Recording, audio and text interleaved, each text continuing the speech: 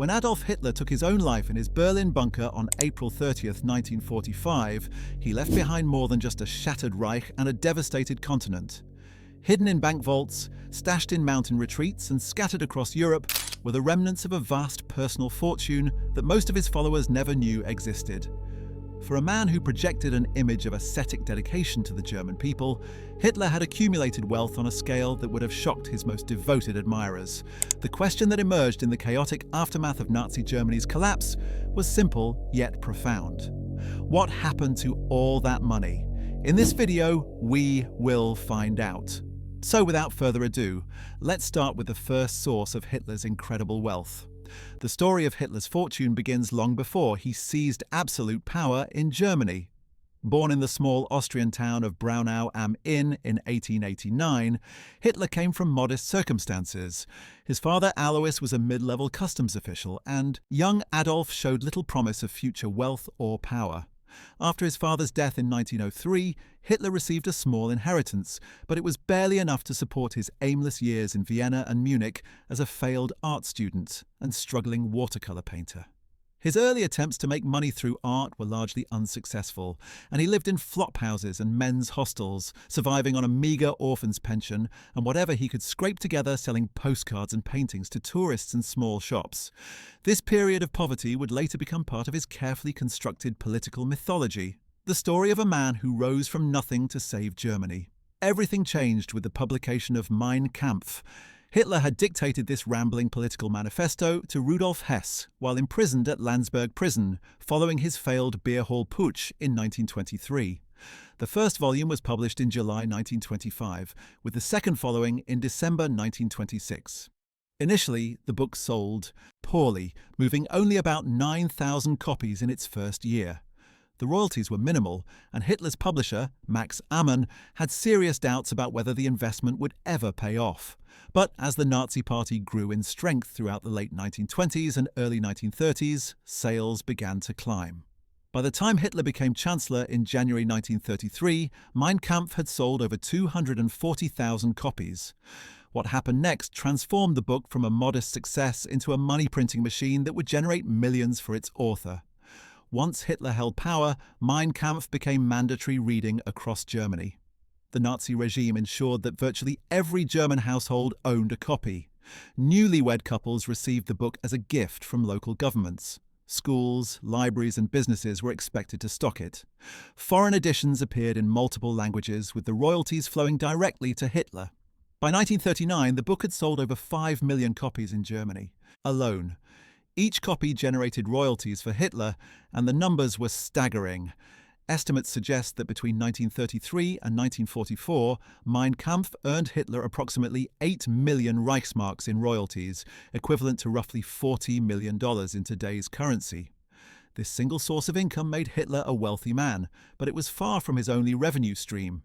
Hitler also drew a substantial salary as Führer and Reich Chancellor. When he became Chancellor in 1933, his official salary was 29,000 Reichsmarks per year. After consolidating power and abolishing the presidency following Paul von Hindenburg's death in 1934, Hitler's combined salary as head of state and government increased significantly.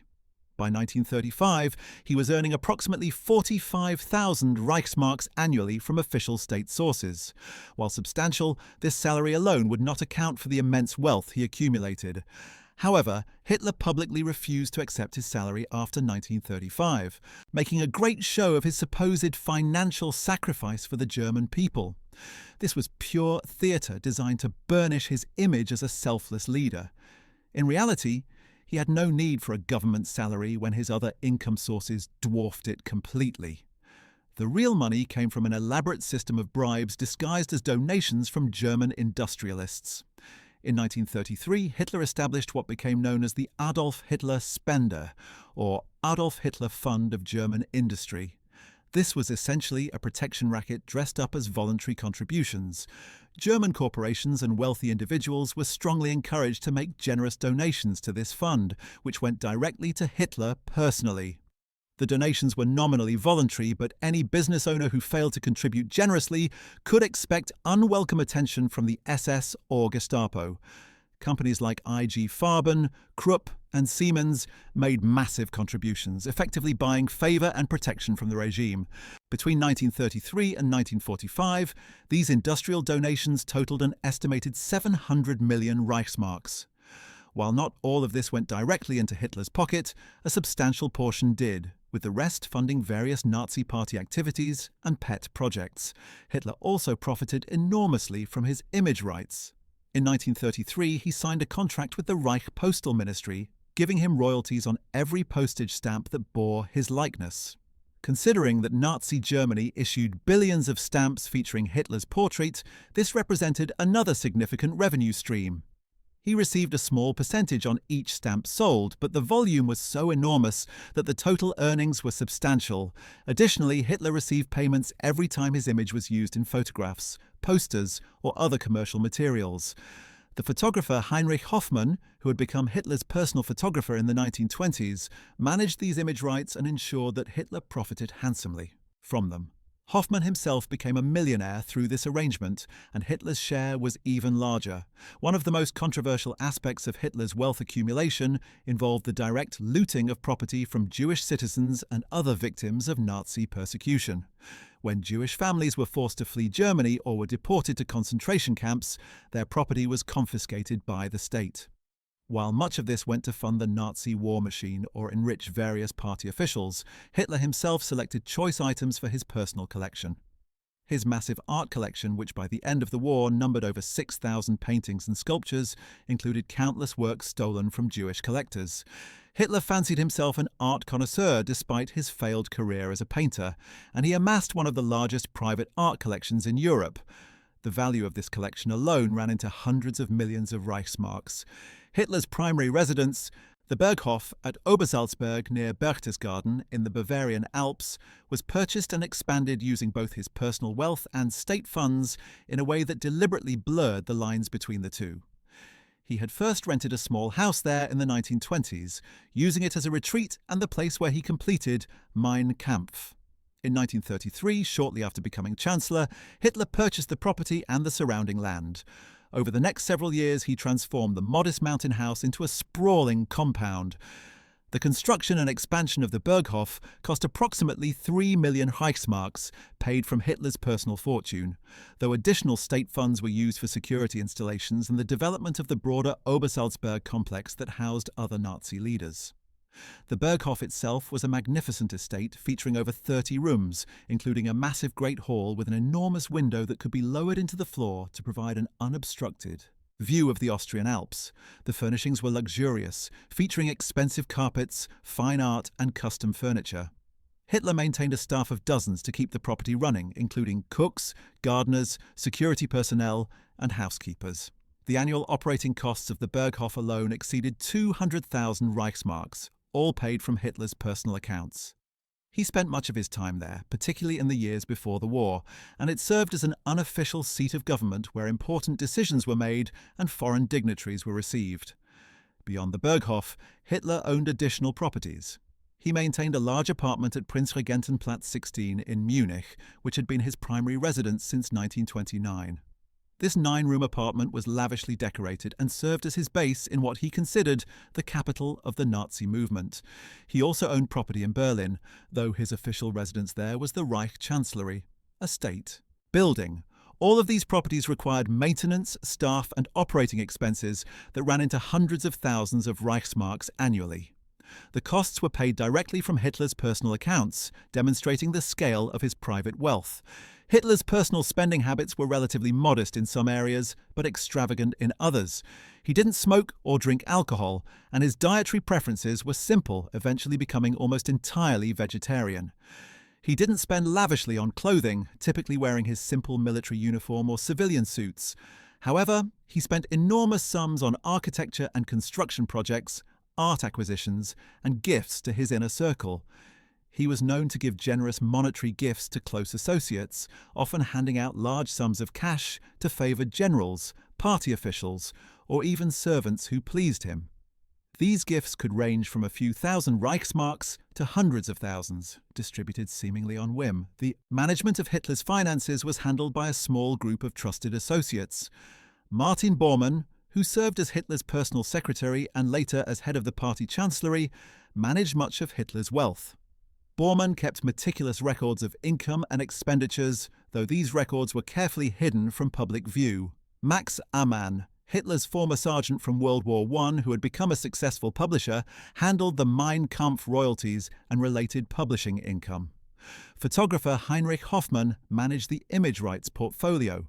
These men ensured that money flowed steadily into Hitler's accounts while maintaining the public fiction that their Führer lived a modest, selfless existence devoted entirely to Germany. By the late 1930s, Hitler was one of the wealthiest men in Germany, with a fortune estimated at over 50 million Reichsmarks. This would be equivalent to several $100 million in today's currency.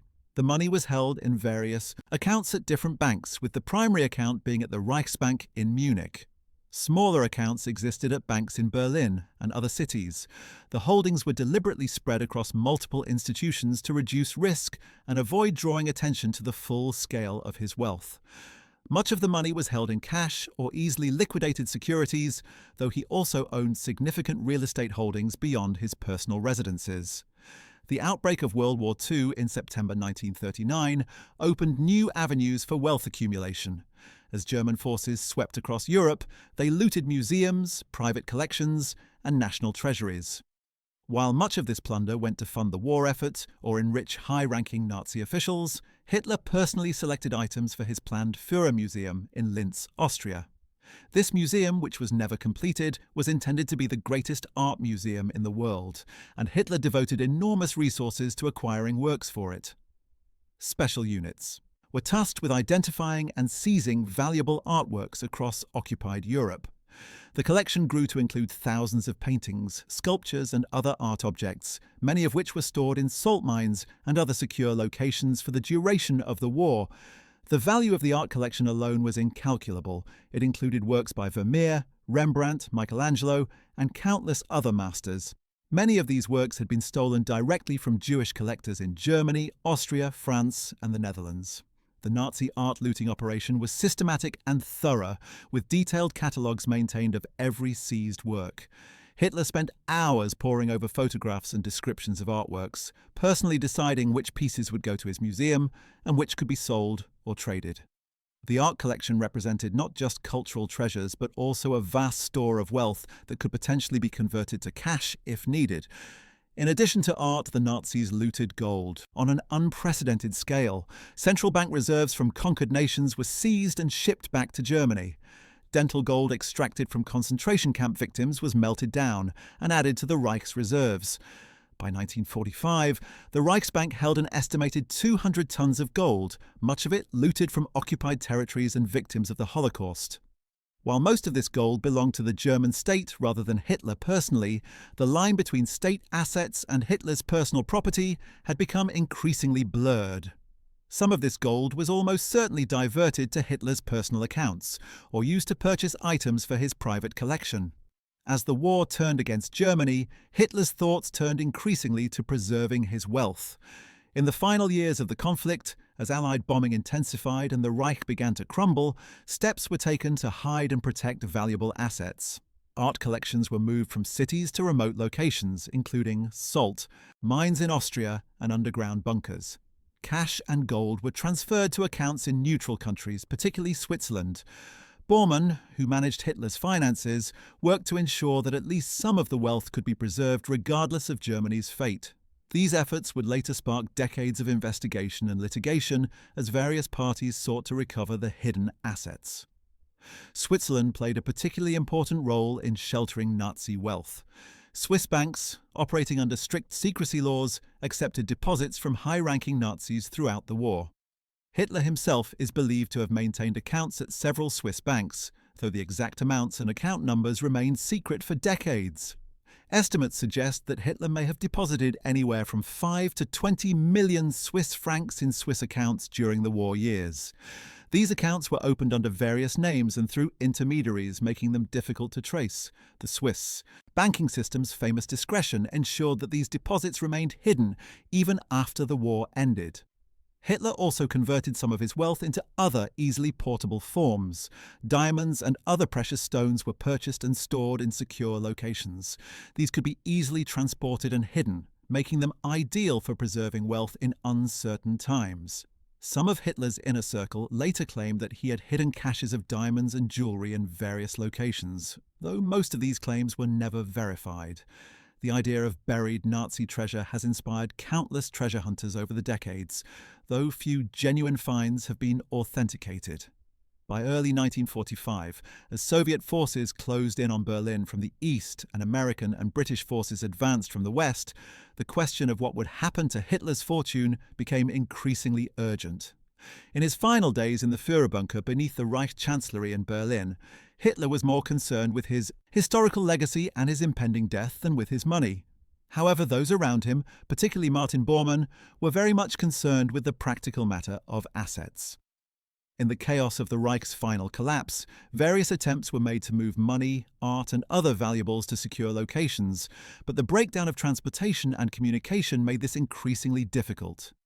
Hitler's will, dictated in the early hours of April 29, 1945, just hours before his suicide, made brief mention of his possessions.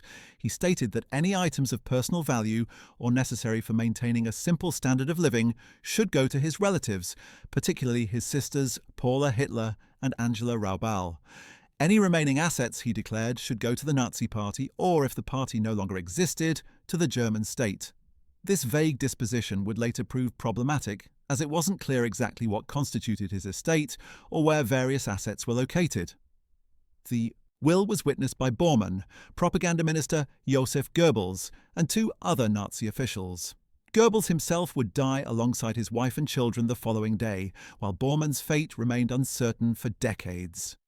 When Hitler killed himself on April 30th, 1945, alongside his wife Eva Braun, whom he had married just hours earlier, the immediate concern was disposing of their bodies according to his instructions. They were carried up to the Reich Chancellery garden, doused with petrol, and burned. The partially cremated remains were later discovered by Soviet forces, identified through dental records, and secretly transported to Moscow, where they were kept hidden for decades. But while Hitler's physical remains were found relatively quickly, his financial remains would prove far more elusive. In the immediate aftermath of Germany's surrender on May 8, 1945, the Allied powers began the massive task of sorting through the wreckage of the Nazi regime. Among the many challenges was accounting for Nazi assets, both state and personal. The Allies quickly discovered that billions of Reichsmarks in gold, art, and other valuables had been hidden throughout Germany and Austria. The search for these assets became a major undertaking, involving thousands of investigators from American, British, French, and Soviet forces. Special units were established to locate and secure valuable items, prevent them from falling into the hands of looters or being destroyed, and eventually determine their rightful ownership. The American forces were particularly active in the search for Nazi gold and art. The Monuments, Fine Arts and Archives program known as the Monuments Men was tasked with protecting cultural treasures and recovering looted art. In salt mines at Merkers, Altaussee, and other locations across Germany and Austria, they discovered enormous caches of artworks, gold bars, and other valuables. The Merkers mine alone contained nearly 100 tons of gold, along with currency and artworks worth hundreds of millions of dollars. Much of this belonged to the Reichsbank and other state institutions, but determining what, if anything, belonged to Hitler personally proved extremely difficult. The problem was that Hitler had deliberately blurred the lines between personal and state property throughout his rule. Was the art in the Altaussee mine destined for his personal Führer museum, and therefore his property, or did it belong to the German state? Were the properties at Obersalzberg private residences or state facilities? These questions would take decades to resolve, and in many cases, no clear answer ever emerged.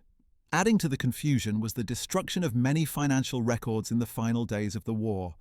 Bombed buildings, burned archives, and deliberate destruction of evidence meant that comprehensive records of Hitler's wealth simply didn't exist anymore. Martin Bormann had managed Hitler's finances and knew where many of the assets were hidden. However, Bormann disappeared in the chaos of Berlin's fall and was long believed to have escaped. His fate remained uncertain until 1972, when construction workers in Berlin discovered skeletal remains that were eventually identified through DNA testing as Bormann's. He had apparently died in the final days of the war, likely from cyanide poisoning during a failed escape attempt. With Bormann dead and his records lost or destroyed, a crucial source of information about Hitler's wealth was gone forever. Other associates who might have known details were either dead, in Allied custody, facing their own legal troubles, or had disappeared into hiding. The Swiss bank accounts presented a particular challenge. Swiss banking laws protected account holder privacy zealously, and Swiss authorities were not initially cooperative with Allied efforts to identify Nazi accounts. It would take decades of pressure, investigations, and eventually class action lawsuits before Swiss banks began to reveal information about accounts held by Hitler and other Nazi leaders. Even then, the information released was incomplete, and many accounts remained hidden. The exact amount of Hitler's Swiss holdings has never been definitively established, with estimates ranging from a few million to tens of millions of Swiss francs.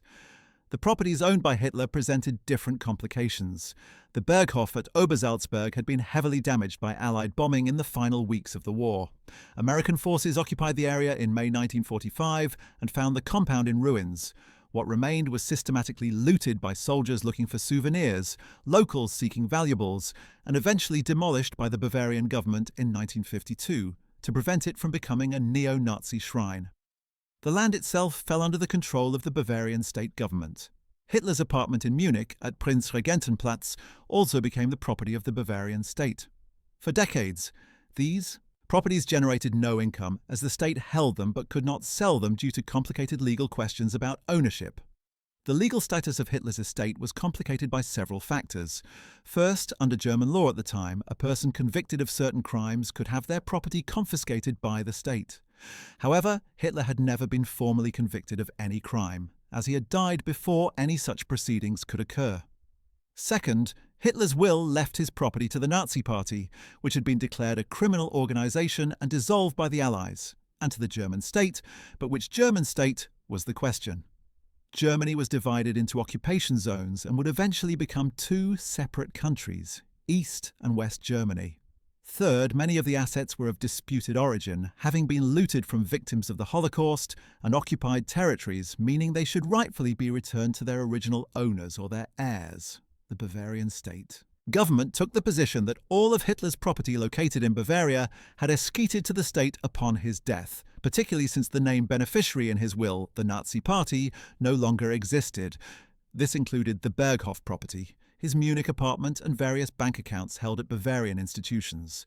However, this claim was immediately challenged from multiple directions. The Allied occupation authorities argued that they had the right to seize Nazi assets as part of the denazification process. Holocaust survivors and their representatives claimed that much of Hitler's wealth had been derived from the persecution and murder of Jews and should be used as compensation for victims. The federal German government, once it was established, argued that certain assets should belong to the national government rather than individual states. The matter of the Mein Kampf royalties presented its own unique complications. The book had been published in multiple countries, and royalties were still accruing from various international editions. After the war, the state of Bavaria, where Hitler had been legally resident, claimed the copyright to Mein Kampf, along with the rest of his estate. For decades, Bavaria used this copyright ownership to suppress the book, refusing to authorize new editions and threatening legal action against unauthorized publications. The copyright was set to expire 70 years after Hitler's death, which meant it would enter the public domain on January 1, 2016.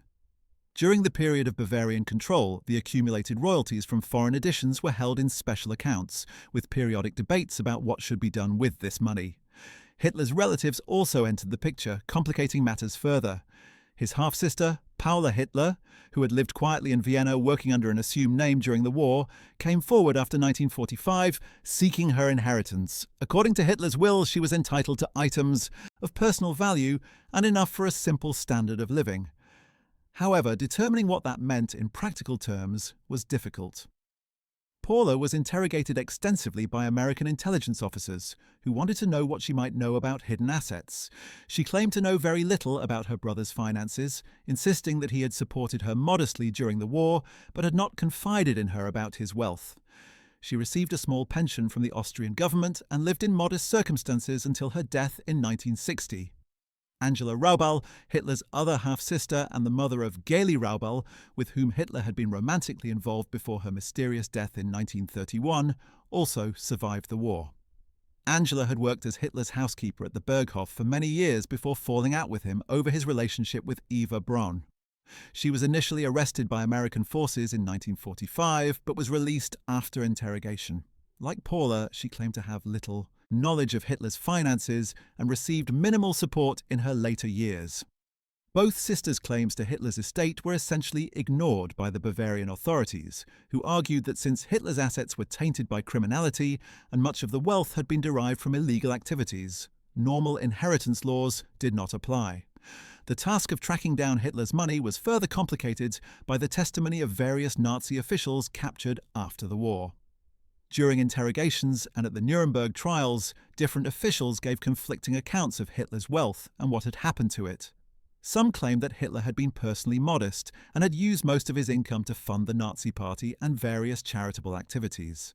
Others suggested that enormous sums had been hidden away in secret accounts or converted into portable assets like diamonds and gold. SS General Ernst Kaltenbrunner, before his execution in 1946, claimed that Hitler had ordered the destruction of large amounts of cash in the final days of the war to prevent it from falling into Allied hands, though this claim was never verified. One particularly intriguing lead came from Otto Günscher, Hitler's personal adjutant, who was captured by Soviet forces and spent years in Soviet captivity. During interrogations, Günscher described how in the final weeks Hitler had discussed what should be done with his personal possessions. According to Günscher, Hitler seemed unconcerned about money but was worried about his art collection and his legacy. Günscher claimed that Bormann had been given specific instructions about moving certain valuables to secure locations, but the details of these instructions died with Bormann. The Soviets kept Günscher in custody until 1956, hoping to extract more information about hidden Nazi assets, but he maintained that he knew nothing about specific hiding places or account numbers. The investigation into Hitler's finances also revealed the extent to which he had used his position to avoid paying taxes. Despite his enormous income from Mein Kampf royalties and other sources, Hitler paid virtually no taxes after 1933. In that year, shortly after becoming Chancellor, he wrote to the Munich tax office claiming that he had such high expenses from political activities that he could not afford to pay his outstanding tax debt of over 400,000 Reichsmarks. He requested that the debt be forgiven. The intimidated tax officials agreed and furthermore declared Hitler exempt from all future income taxes. This meant that his income from 1933 onwards was entirely tax-free, allowing his wealth to accumulate even faster. The documentation of this tax exemption, discovered after the war, showed the extent to which Hitler had corrupted every aspect of German governance to serve his personal interests. As the months and years after the war passed, it became clear that a complete accounting of Hitler's wealth would never be possible. Too many records had been destroyed, too many witnesses were dead, and too much had been looted or hidden in the chaos of the Reich's collapse. The Allied powers eventually shifted their focus from recovering Hitler's specific assets to the broader task of returning looted property to its rightful owners and compensating Holocaust survivors. In 1947, the Allied Control Council passed Law No. 50, which provided for the restitution of identifiable property stolen by the Nazis. This law established the legal framework for returning art and other items to their original owners or heirs, but it only worked when those items could be definitively identified and when the original owners could be determined. The art collection presented particular challenges. While some pieces could be traced to specific Jewish collectors from whom they had been stolen, others had been acquired through more complicated routes involving multiple sales and transfers. The Nazis had often forced Jewish collectors to sell valuable works at far below market value, then laundered these purchases through intermediary dealers to obscure their origin. Unraveling these transactions required extensive research and documentation. The work continues to this day, with new discoveries still being made about the provenance of artworks that passed through Nazi hands during the war. Museums and collectors around the world occasionally discover that pieces in their collections were once owned by Holocaust victims, leading to restitution claims. One of the largest art discoveries occurred in May 1945, when American forces found the Altersee salt mine in Austria. This mine contained over 6,000 paintings, along with sculptures and other art objects, all carefully stored in the mine's climate-controlled chambers. The collection included works by Michelangelo, Vermeer, Rembrandt, and countless other masters. This was the main depot for Hitler's planned Führer Museum, and it represented one of the greatest concentrations of artistic wealth ever assembled. American monuments. Men secured the mine and began the painstaking work of cataloguing and eventually returning the works to their rightful owners. Many of the pieces were identified as having been stolen from Jewish collectors or European museums, and over the following years, thousands of works were returned. However, some pieces had documentation that was destroyed or had never existed, making attribution impossible. The discovery at Altaussee also included a chilling revelation about Nazi plans for the art. Toward the end of the war, a group of fanatical Nazis had planted bombs in the mine, with orders to destroy the entire collection, rather than let it fall into Allied hands. Local Austrian resistance members working with sympathetic mine workers had managed to defuse the bombs and prevent the destruction. Had they failed, one of the greatest art collections in history would have been lost forever. This close call highlighted the precarious nature of cultural preservation in wartime and the lengths to which some Nazis were willing to go to deny the Allies any victory, even a cultural one. The gold discoveries were even more staggering. In the Merkers salt mine in Thuringia, American forces found approximately 100 tons of gold bars, along with millions in currency from various countries. This included gold that had been looted from central banks across occupied Europe, as well as gold extracted from Holocaust victims at concentration camps. The discovery made headlines around the world and sparked immediate questions about how to handle such enormous wealth. Was it the property of Germany, the Allied powers, or the countries from which it had been stolen? The gold became the subject of lengthy international negotiations and would eventually be partially distributed to countries that had been victimized by Nazi looting. Though the process took decades to complete, the SS had operated their own extensive looting operations throughout the war, and much of this wealth had simply disappeared. The SS Economic and Administrative Main Office, headed by Oswald Pohl, had systematically confiscated property from concentration camp victims and liquidated it to fund SS operations. This included not just gold and currency, but also clothing, furniture, and even the hair of murdered victims, which was used to make cloth. The sheer scale of this operation was documented in captured SS records, but tracking down where the money had gone proved nearly impossible. Pohl himself was tried and executed in 1951, but even under interrogation and during his trial, he could not or would not provide a complete accounting of the wealth that had passed through his hands. The question of what happened to Hitler's personal fortune became intertwined with the broader question of Nazi gold and looted assets. For the public and the press, Hitler's gold became shorthand for all the missing Nazi wealth, whether it had belonged to Hitler personally, the Nazi Party, or the German state. This confusion has persisted for decades and has fueled countless conspiracy theories and treasure hunting expeditions. Books and documentaries have claimed that enormous amounts of gold and art remain hidden in Alpine lakes, buried in Austrian mountains, or secreted in South American estates. While most of these claims are baseless, they reflect the enduring fascination with the fate of Nazi wealth and the sense that somewhere, somehow, there must be more that has never been found. In the decades following the war, various claims emerged from individuals who insisted they had information about hidden Nazi wealth or had actually found some of it. In 1959, a German diver claimed to have found gold bars at the bottom of Lake Toplitz in Austria, a remote alpine lake that had been used by the Nazis for testing weapons and equipment during the war. The story sparked a media frenzy and led to multiple diving expeditions over the years. While divers did find some material in the lake, including cases of counterfeit British pounds that had been part of a Nazi operation to destabilize the British economy, no significant gold deposits were ever confirmed. The lake continues to attract treasure hunters to this day, though Austrian authorities have banned diving there due to the numerous deaths that have occurred in the dangerous conditions. The fate of the looted artworks continued to unfold in unexpected ways for decades after the war. In the 1990s and early 2000s, a series of high-profile cases brought attention to the fact that many museums and private collections still held works that had been looted by the Nazis. The case of Portrait of Adele Bloch-Bauer by Gustav Klimt became particularly famous. This painting, known as The Woman in Gold, had been seized from the Bloch-Bauer family by the Nazis and eventually ended up in an Austrian state museum. Maria Altmann, the niece of Adele Bloch-Bauer, pursued a legal battle that lasted years and eventually succeeded in having the painting returned to her in 2006. She subsequently sold it for $135 million, then the highest price ever paid for a painting.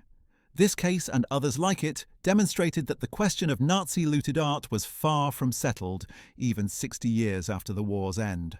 The Swiss banking scandal of the 1990s forced a reckoning with another aspect of Nazi wealth. Under pressure from Holocaust survivor groups and the threat of sanctions from the United States, Swiss banks began to investigate their role in sheltering Nazi assets.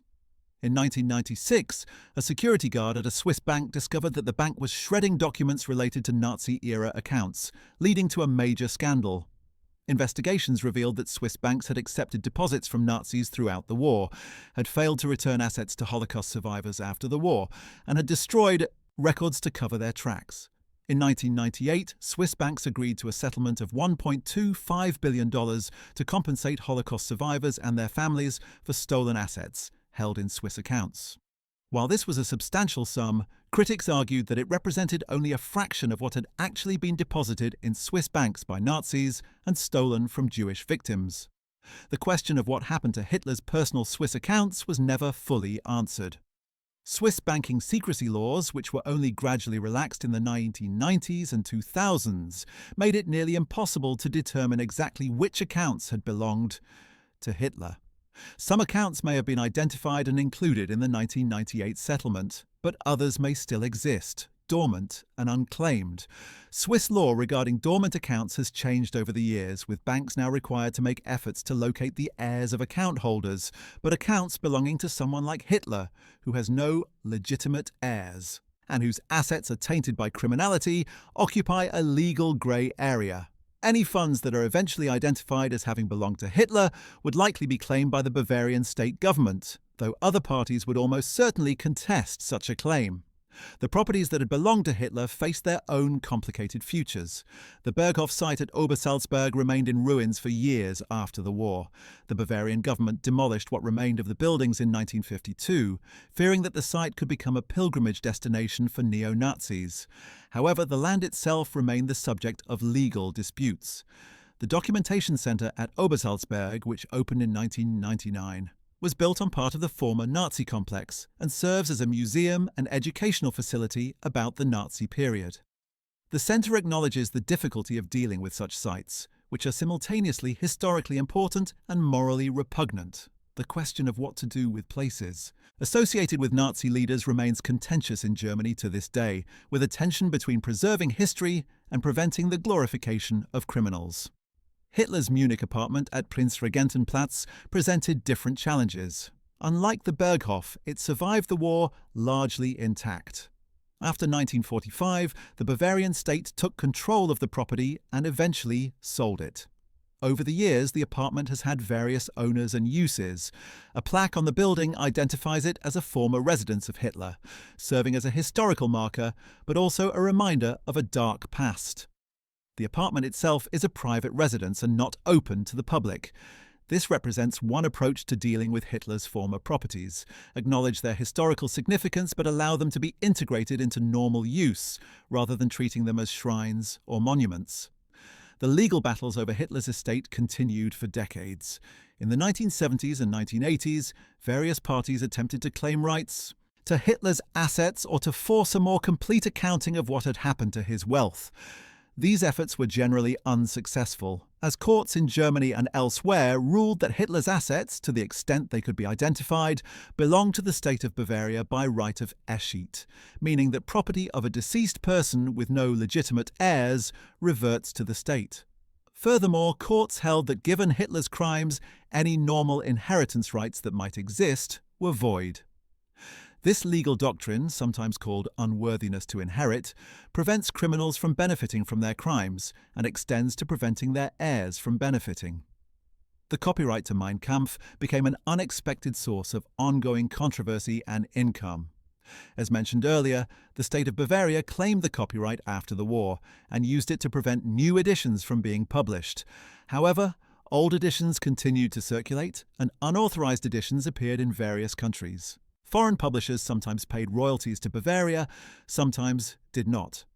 Bavaria's policy was generally to refuse permission for any new German-language editions and to discourage foreign editions, though they lacked enforcement power in many countries. The book remained available in libraries and could be obtained by researchers, but Bavaria's control of the copyright was used as a tool to limit its circulation. As the copyright's expiration approached in 2016, debate intensified about what should be done.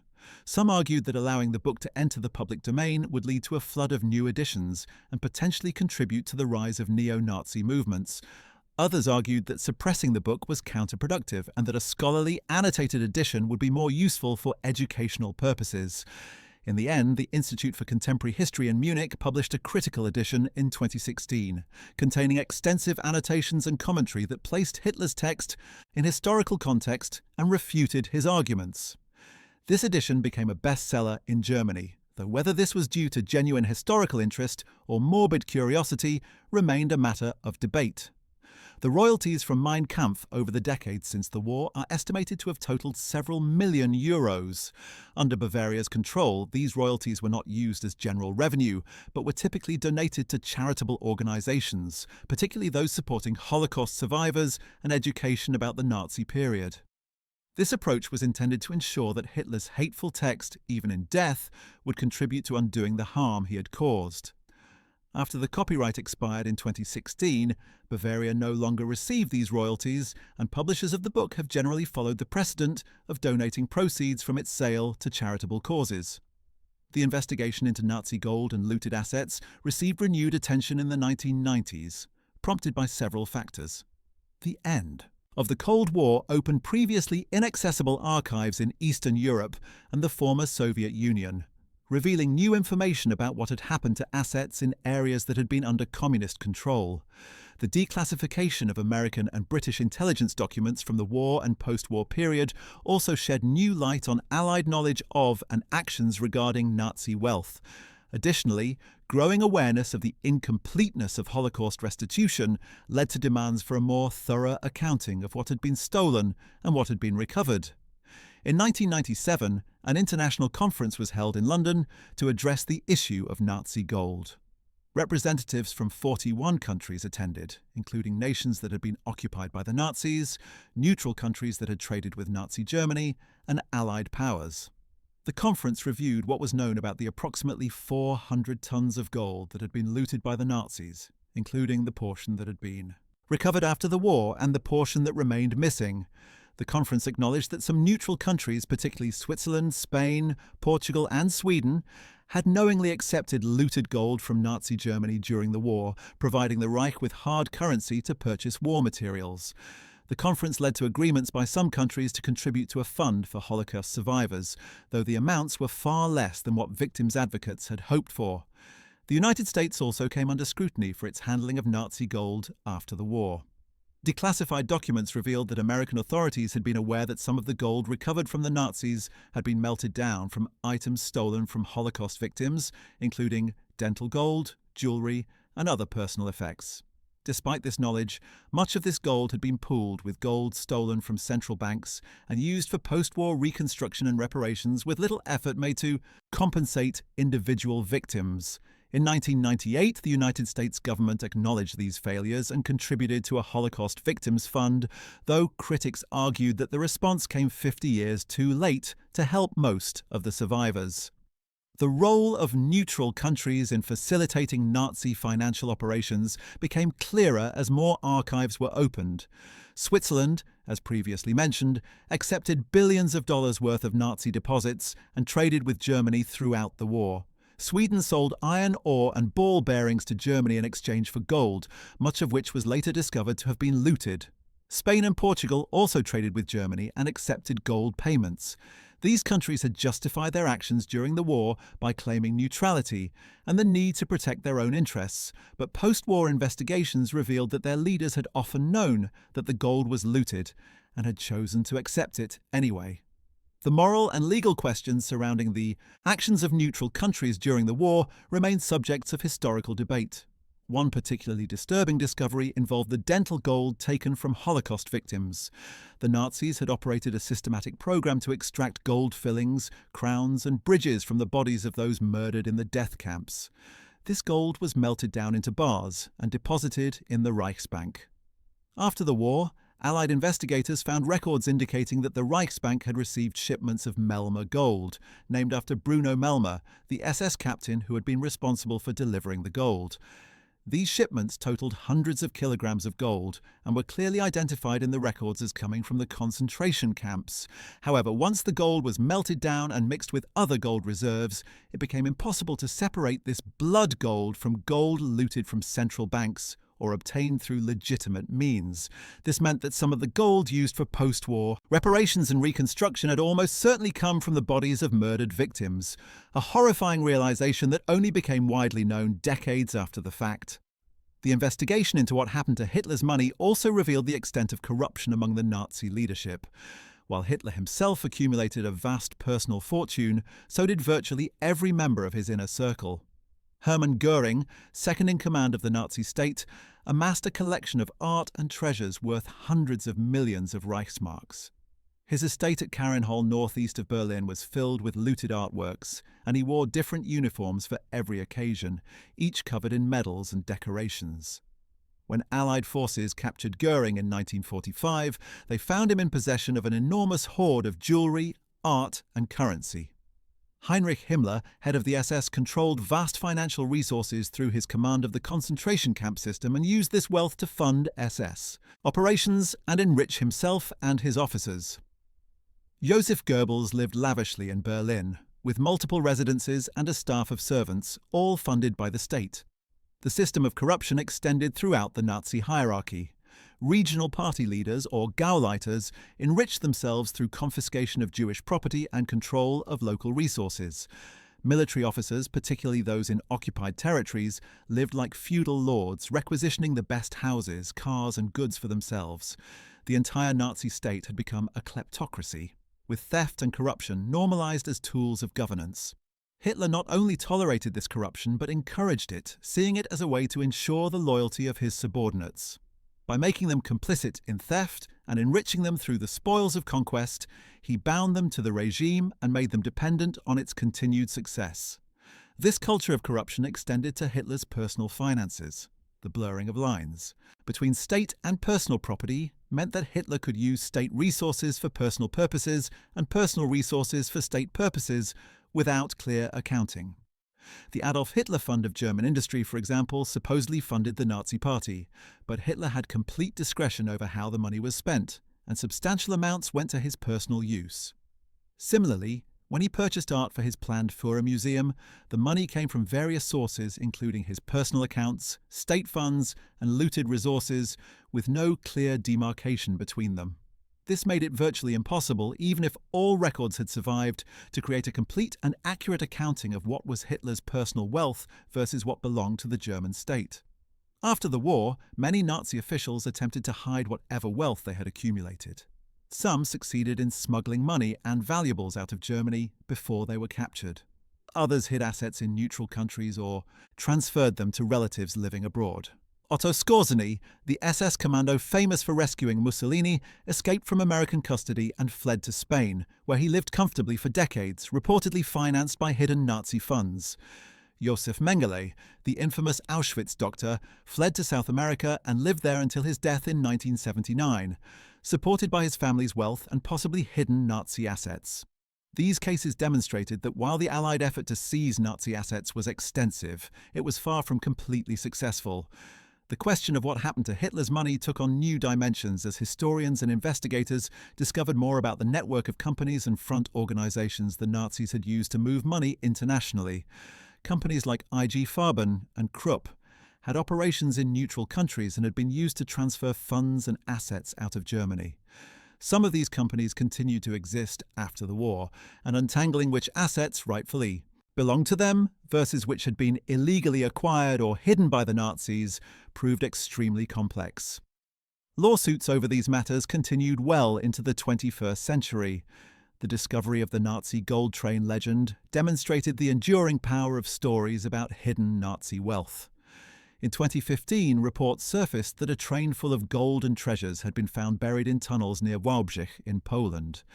The story claimed that the Nazis had buried a heavily armoured train in the final days of the war, and that this train contained gold, art, and other valuables from all over occupied Europe. Despite a complete lack of credible evidence, the story made international headlines and led to a brief gold rush, with treasure hunters descending on the area.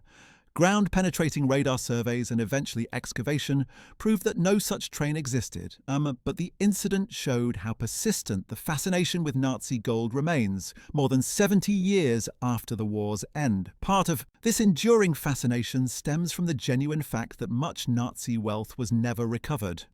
Even the most optimistic estimates suggest that only about half of the gold looted by the Nazis was ever found by Allied forces. Art continues to surface in private collections and even in museums, identified decades after the war as having been stolen from Jewish families or occupied countries. Bank accounts in Switzerland and other neutral countries may still exist, dormant and unclaimed. And while Hitler's personal fortune specifically was probably mostly accounted for or lost in the chaos of the war's end, the uncertainty and lack of complete documentation means that the possibility of undiscovered assets can never be entirely ruled out. The personal effects of Hitler that survived the war became objects of macabre fascination and sometimes substantial value. Items as mundane as pieces of his furniture, silverware with his initials, or even fragments of his uniforms became sought-after collectors' items. This created an unfortunate market that some critics argued amounted to trading in the material culture of evil. However, museums and historical institutions also sought these items for educational purposes, arguing that they provided tangible connections to history and helped people understand the reality of the Nazi period. The distinction between educational value and glorification has remained a subject of ongoing debate. Some of Hitler's possessions ended up in unexpected places.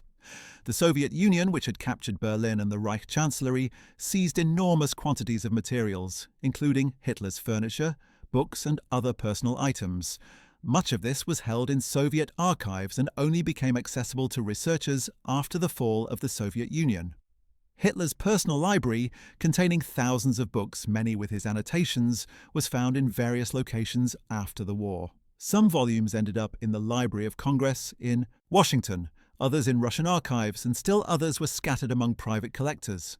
Studying these books has provided historians with insights into Hitler's reading habits and intellectual influences, though the books themselves remain disturbing artifacts.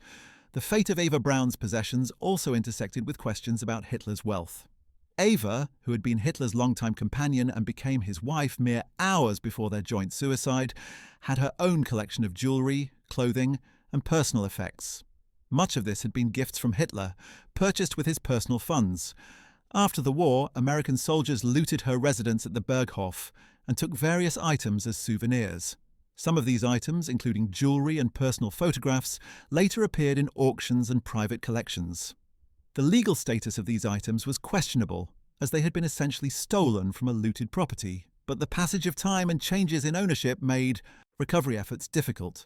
The investigation into Hitler's finances also revealed interesting details about his daily life and spending habits. Captured documents showed that Hitler maintained detailed household accounts for the Berghof and his other residences. These accounts listed expenditures for everything from groceries to staff salaries to maintenance costs. The household at the Berghof alone employed over 40 people at its peak, including cooks, cleaners, gardeners, chauffeurs, and security personnel. The monthly payroll for this staff exceeded 20,000 Reichsmarks. Food and wine expenses, despite Hitler's vegetarian diet and abstinence from alcohol, were substantial because he frequently hosted guests and maintained separate kitchens for himself and his staff. These mundane details of household management provide a strange contrast to the historical enormity of Hitler's crimes. The records also showed that Hitler spent considerable sums on gifts for his inner circle. He was known to give generous Christmas bonuses to his staff and often gave expensive presents to favoured associates. Some of these gifts were works of art or valuable objects that he selected from seized collections. Others were cash gifts that could amount to hundreds of thousands of Reichsmarks. Heinrich Hoffmann, his photographer and friend, received particularly lavish gifts over the years, including paintings, furniture, and substantial cash payments. These gifts were ostensibly to thank Hoffmann for his photographic work, but they also functioned as a form of patronage that ensured Hoffmann's continued loyalty and discretion. Hitler's architectural ambitions consumed enormous resources throughout the Nazi period. His plans to rebuild Berlin as Germania, a world capital to rival any city in history, would have cost billions of Reichsmarks. While these plans were never completed due to the war, substantial amounts were spent on preliminary work, models, and purchases of land and property in Berlin that would have been demolished to make way for the new constructions. Albert Speer, Hitler's architect and later Minister of Armaments, managed these projects and maintained close control over the budgets, but Hitler personally approved all major expenditures. The line between state funds and Hitler's personal wealth was particularly blurred in these architectural projects, as Hitler saw them as his personal legacy to Germany. Similarly, the Führer Museum in Linz, though never built, consumed substantial resources during the war. The art collection amassed for it, as discussed earlier, was worth hundreds of millions of Reichsmarks. But beyond the art itself, money was spent on architectural plans, models, land purchases in Linz, and the salaries of the team of art historians and experts who worked to build the collection. Hitler considered the museum his most important cultural legacy and was personally involved in every aspect of its planning. He spent hours reviewing catalogues of available artworks and discussing acquisitions with his art advisors. The obsessive attention he devoted to this project, even as Germany's military situation deteriorated, demonstrated his priorities and his disconnection from reality in the war's final years. The Nazi economic system as a whole was built on unsustainable practices that included massive theft, forced labor, and currency manipulation. The German economy under the Nazis appeared prosperous in the pre-war years, but this prosperity was built on a foundation of rearmament spending, confiscation of Jewish property, and the annexation of Austria and Czechoslovakia, which brought substantial gold reserves and resources into German hands. Once the war began, the Nazi economy became even more dependent on looting occupied territories. Each conquered country was forced to pay occupation costs that far exceeded the actual cost of maintaining German troops, with the excess flowing into German coffers. This system could only work as long as Germany kept winning, and when the tide turned, the entire structure began to collapse.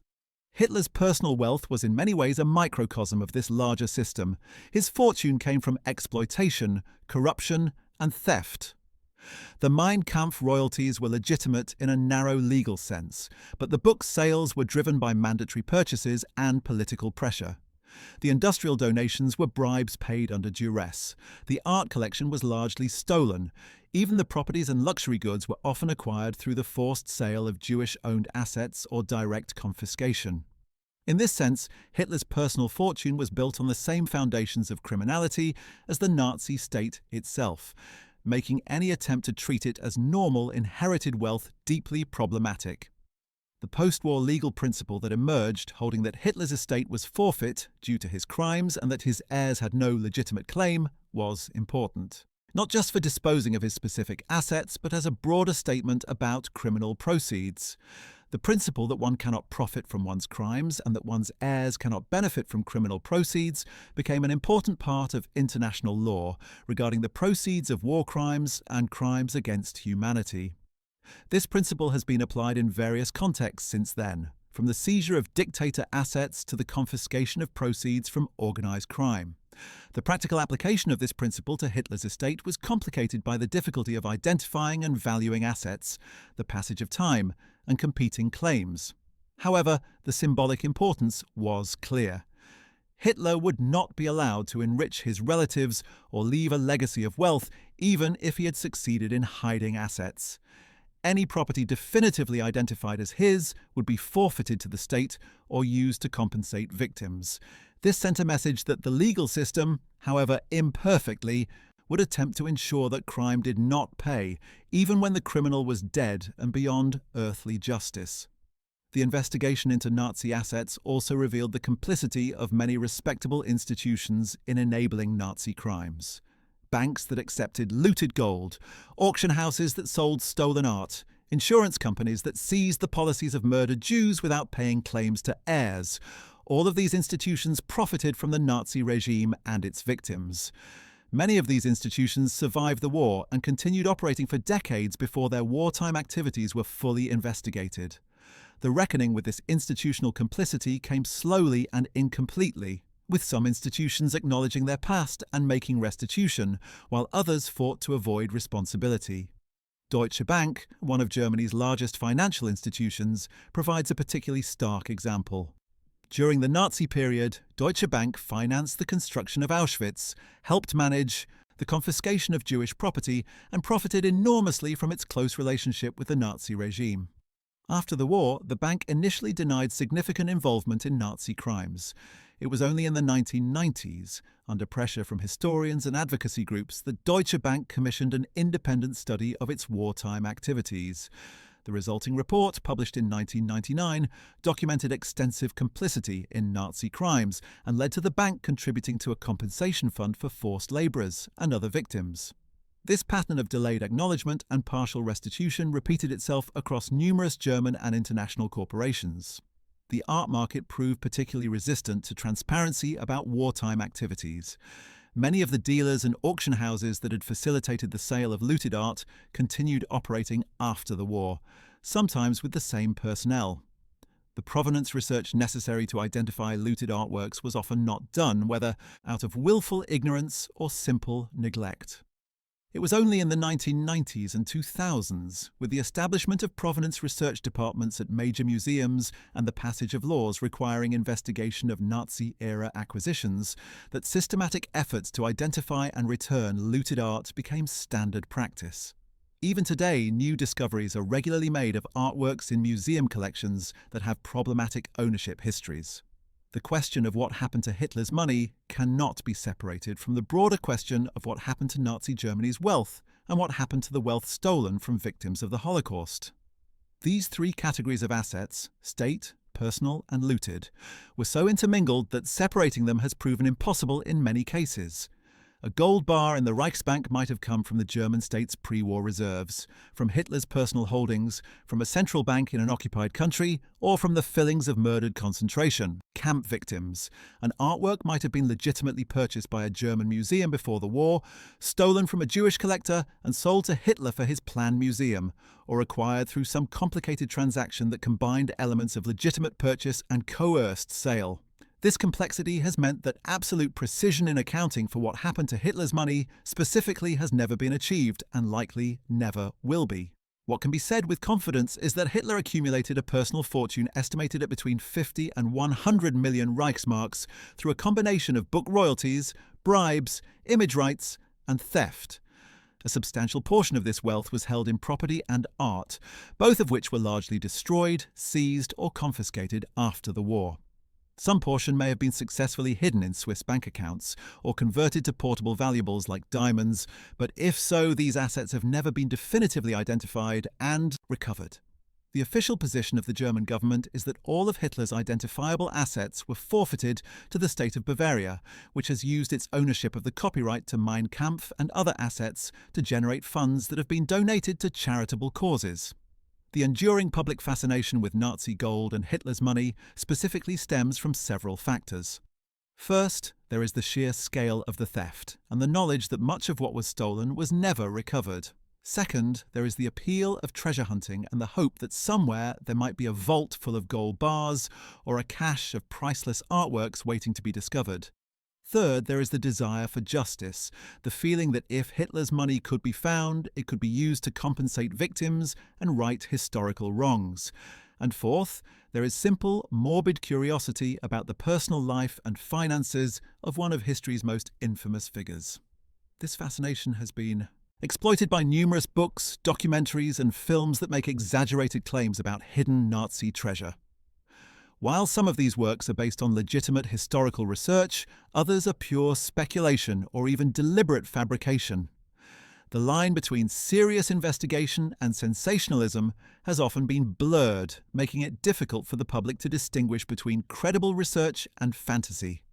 This has had the unfortunate effect of sometimes trivializing serious historical questions and turning the suffering of Nazi victims into material for entertainment.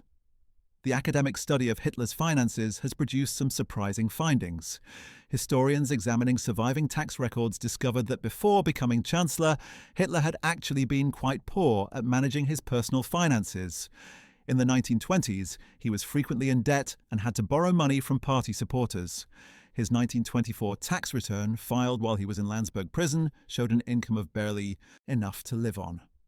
The transformation from this struggling political agitator to one of the wealthiest men in Germany happened with remarkable speed once he took power, demonstrating how political authority could be converted directly into personal wealth in an authoritarian system without effective oversight or accountability. The role of photographer Heinrich Hoffmann in Hitler's financial affairs deserves particular attention. Hoffmann had met Hitler in the early 1920s and became his official photographer. Beyond just taking photographs, Hoffmann managed the commercial exploitation of Hitler's image. Every photograph of Hitler that appeared in newspapers, magazines, or on postcards generated royalties that were split between Hoffmann and Hitler. As Hitler's image became ubiquitous throughout Nazi Germany, this arrangement made both men extraordinarily wealthy. Hoffmann became a millionaire and lived lavishly in Munich. His villa was filled with expensive furnishings and artworks, many of which he had acquired through his connections to Hitler and access to looted collections. After the war, Hoffmann was tried for profiteering from Nazi activities and served several years in prison. His vast wealth was confiscated, but like with Hitler's assets, determining exactly how much Hoffmann had possessed and what happened to it all proved difficult. The complex web of Hitler's financial relationships extended to his mistress Eva Braun and her family. Hitler supported Eva financially throughout their relationship, providing her with an apartment in Munich, money for clothing and entertainment, and regular allowances. These payments came from his personal funds and were substantial, allowing Eva to live comfortably without working. Hitler also provided financial support to Eva's parents and sister, paying off their mortgage and giving them generous gifts. This financial support created a relationship of dependency that helped Hitler maintain control over Eva's life and ensured her family's loyalty and discretion about the relationship, which Hitler kept largely hidden from the German public. After Eva's death alongside Hitler in the bunker, questions arose about what happened to the money and valuables she had accumulated. Her apartment in Munich contained jewelry, furs, and other expensive items, all gifts from Hitler. American forces who occupied Munich after the war looted much of this, with soldiers taking items as souvenirs. Some of Eva's possessions later surfaced in auctions and private collections in the United States, raising questions about the legality of possessing property that had essentially been stolen from a looted apartment. However, given Eva's association with Hitler and the source of her wealth, there was little sympathy for arguments that her property rights should be respected. The story of Hitler's wealth also intersects with the broader history of how Germany dealt with its Nazi past. In the immediate post-war years, the focus was on physical reconstruction, feeding the population and establishing new political institutions. Questions about Nazi assets and compensation for victims were important, but not always prioritized. As West Germany became more prosperous in the 1950s and 1960s, programs were established to compensate some Holocaust survivors, but these programs were limited in scope and many victims received little or nothing. It was only in later decades that more comprehensive efforts were made to address the theft and destruction perpetrated by the Nazi regime. East Germany took a different approach. As a communist state, East Germany confiscated private property extensively as part of its political system, not just from former Nazis, but from many property owners. This meant that in East Germany, much property that might have had Nazi connections was seized for ideological reasons, rather than specifically as punishment for Nazi crimes or restitution for victims. After German reunification, in 1990, the disposition of property in the former East Germany became enormously complicated, with former owners, the German government, and various other parties all making competing claims. Some of these disputes involved property that had been confiscated from Jews by the Nazis, then confiscated again by the communist government, creating layers of injustice that were difficult to untangle. The question of reparations for forced laborers under the Nazi regime was not seriously addressed until the late 1990s. During the war, the Nazis had used millions of forced laborers, including concentration camp inmates, prisoners of war, and civilians from occupied territories who were compelled to work in German factories and farms. These laborers received little or no payment and worked in terrible conditions. After the war, West Germany initially provided some limited compensation to Jewish forced laborers, but excluded most other categories of victims. It was only in 2000, after sustained pressure from survivors groups and the threat of lawsuits in American courts, that Germany established a comprehensive compensation fund for forced laborers. The fund totaled about 10 billion German marks, funded jointly by the German government and German corporations that had used forced labor. This delayed compensation highlighted how questions about Nazi-era theft and exploitation continued to emerge decades after the war. Each new revelation or lawsuit brought fresh attention to the question of what happened to assets stolen by the Nazis and whether current institutions and individuals bore any responsibility for the past. In some cases, the answers were straightforward, as when looted artworks were identified in museum collections and returned to the families from whom they were stolen. In other cases, the questions were more complex, involving multiple transfers of ownership, good faith purchases, and the passage of time. The Holocaust restitution movement that gained strength in the 1990s brought renewed attention to all aspects of Nazi asset theft, including Hitler's personal wealth. While recovering Hitler's specific assets was not the primary focus of this movement, the investigation into Swiss banks and other institutions holding Nazi-era accounts inevitably touched on questions about what Hitler and other top Nazis had done with their money. The Swiss banking investigation revealed that many accounts had never been properly returned to their rightful owners after the war, whether because the account holders had died in the Holocaust and their heirs didn't know about the accounts, because the banks had destroyed records, or because the banks had deliberately stonewalled restitution efforts. The 1998 settlement with Swiss banks represented a watershed moment in Holocaust restitution. For the first time, major financial institutions were held accountable for their role in facilitating Nazi crimes and profiting from the Holocaust. The settlement required banks to pay compensation not just for specific identified accounts, but for the systematic failure to return assets and the destruction of records. This established a principle that institutions could be held responsible for past wrongs, even when specific documentation was missing.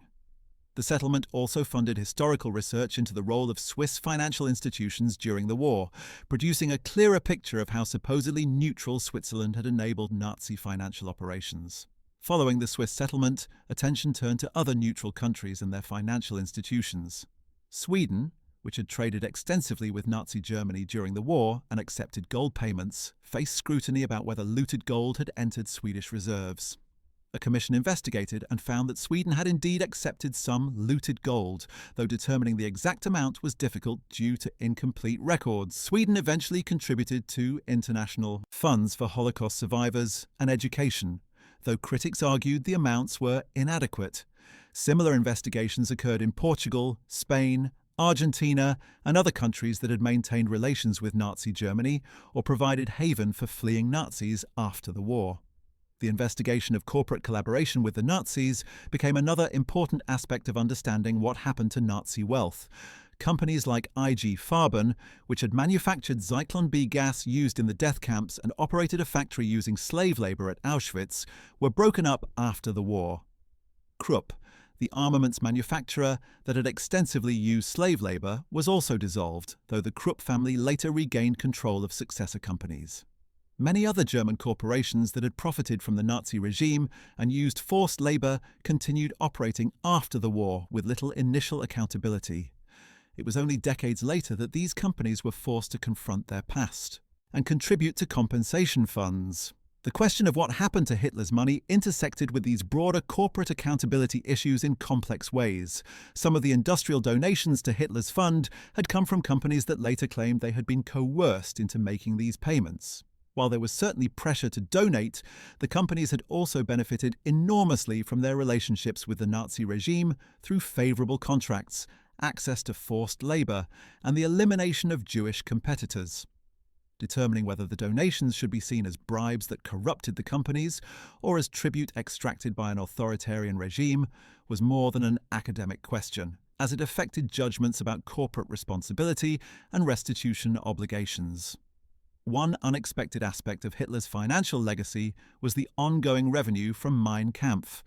Even under Bavarian control, and with limited new editions being published, the book continued to generate royalties from foreign editions and occasional authorized scholarly editions.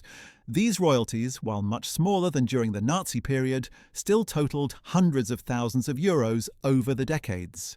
Bavaria's policy was to donate these funds to charity, particularly to causes supporting Holocaust education and remembrance. This created the ironic situation where Hitler's hateful manifesto was generating funding for organizations dedicated to preventing the repetition of Nazi crimes.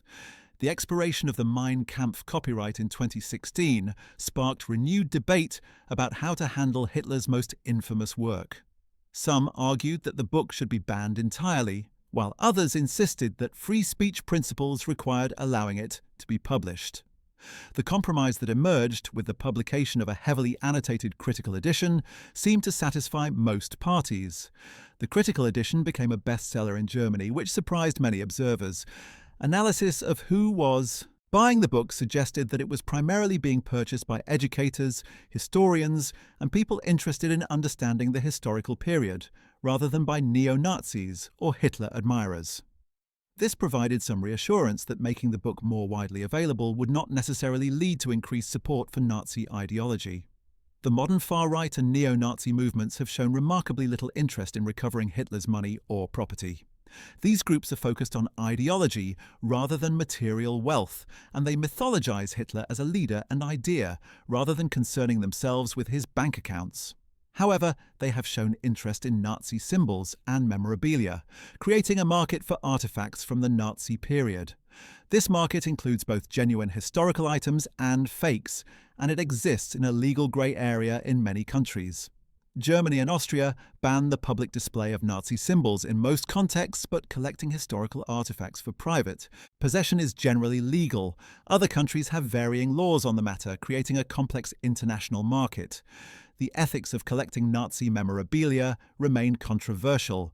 Museums and educational institutions argue that preserving these objects serves important historical and pedagogical purposes. Private collectors sometimes make similar arguments claiming historical interest.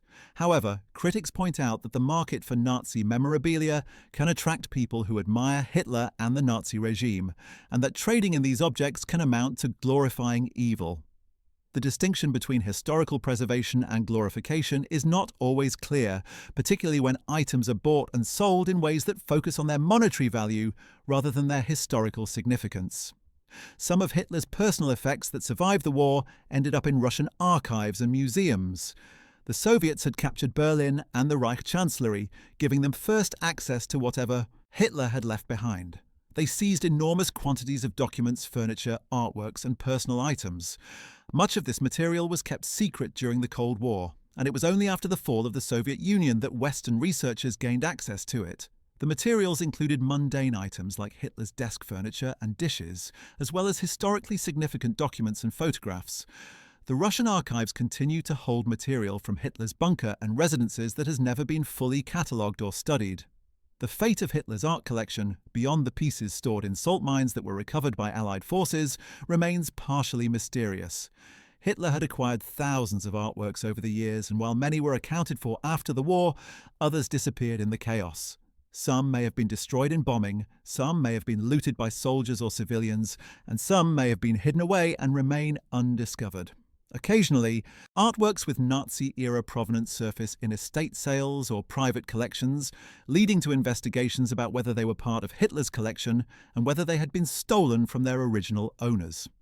Each such case requires extensive provenance research to determine the work's history and rightful ownership. The question of Hitler's money also touches on the broader issue of how societies deal with the property of dictators and criminals. Many countries now have laws allowing for the seizure of assets gained through corruption or criminal activity. But these laws are often difficult to enforce, particularly when assets have been moved internationally or disguised through complex corporate structures. The precedent established with Hitler's assets, that a dictator's wealth derived from criminal activity could be forfeited and used for public benefit or victim compensation, has influenced how later cases have been handled, though enforcement remains a challenge. In recent years, new technologies have aided the search for Nazi-era assets and looted art. Digital databases of artworks and their provenance have made it easier to identify works that may have been stolen. Ground-penetrating radar and other surveying technologies have been used to search for buried treasure, though with limited success. DNA testing has helped identify skeletal remains, including those of Martin Bormann, providing closure to long-standing questions about the fates of Nazi officials who disappeared. These technologies have helped fill in some gaps in the historical record, though many mysteries remain. The work of the Monuments Men and similar efforts to recover and protect cultural heritage during and after World War II has inspired modern programs to protect cultural heritage in conflict zones. Organizations working in areas affected by conflicts in Iraq, Syria, and elsewhere have drawn on the lessons learned from the Nazi art looting and the post-war recovery efforts. These organizations work to document cultural heritage sites, prevent looting, and recover stolen items. The connection between theft of cultural heritage and conflict financing has become better understood, with art looting now recognized as a way that terrorist groups and criminal organizations generate revenue. Looking at Hitler's money and what happened to it provides insights into how the Nazi regime functioned. The regime was characterized by a fundamental corruption and criminality that extended from the top down. Hitler's personal enrichment was mirrored by the enrichment of every level of the Nazi hierarchy, creating a system where theft and exploitation were normalized. The blurring of lines between state and personal property meant that Hitler could use Germany's resources as his own while claiming to be serving the German people.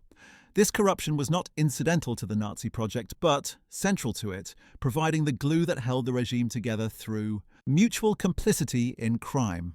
The incomplete accounting of what happened to Hitler's wealth also reflects the limitations of the post-war justice and restitution processes.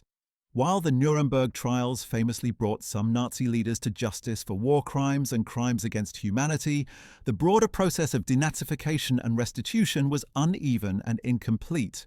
Many Nazi criminals escaped justice entirely, whether by fleeing to countries that harbored them, by destroying evidence of their crimes, or simply by outliving the political will to prosecute them. Much stolen property was never returned to its rightful owners, and many victims of Nazi crimes never received compensation for their losses. The question of Hitler's money sits within this larger context of incomplete justice and unfinished reckoning with the Nazi past. The handling of Hitler's properties in the decades after the war evolved as Germany grappled with how to remember and commemorate the Nazi period. The Berghof site, after the ruins were demolished in 1952, remained largely undeveloped for decades. Local authorities were reluctant to do anything that might attract neo-Nazi pilgrims or appear to glorify Hitler's memory. At the same time, there was recognition that the site had historical significance and that ignoring it entirely was not appropriate either.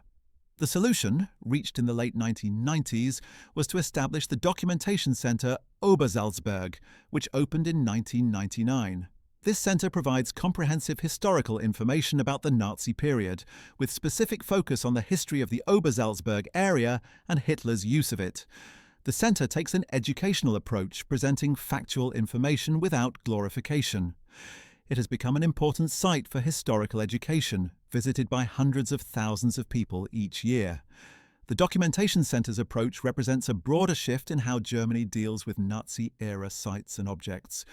Rather than destroying everything or hiding it away, there has been a movement toward confronting the past directly through education and commemoration. This includes preserving concentration camp sites as memorials, maintaining archives of Nazi documents, and creating museums that explore the Nazi period honestly and thoroughly. The question of what to do with Hitler's former properties fits into this broader question of how to remember a shameful past without glorifying it. The general principle that has emerged is that these sites should be used for education and remembrance, rather than being either destroyed or preserved as they were. Hitler's Munich apartment at Prinzregentenplatz has followed a different trajectory.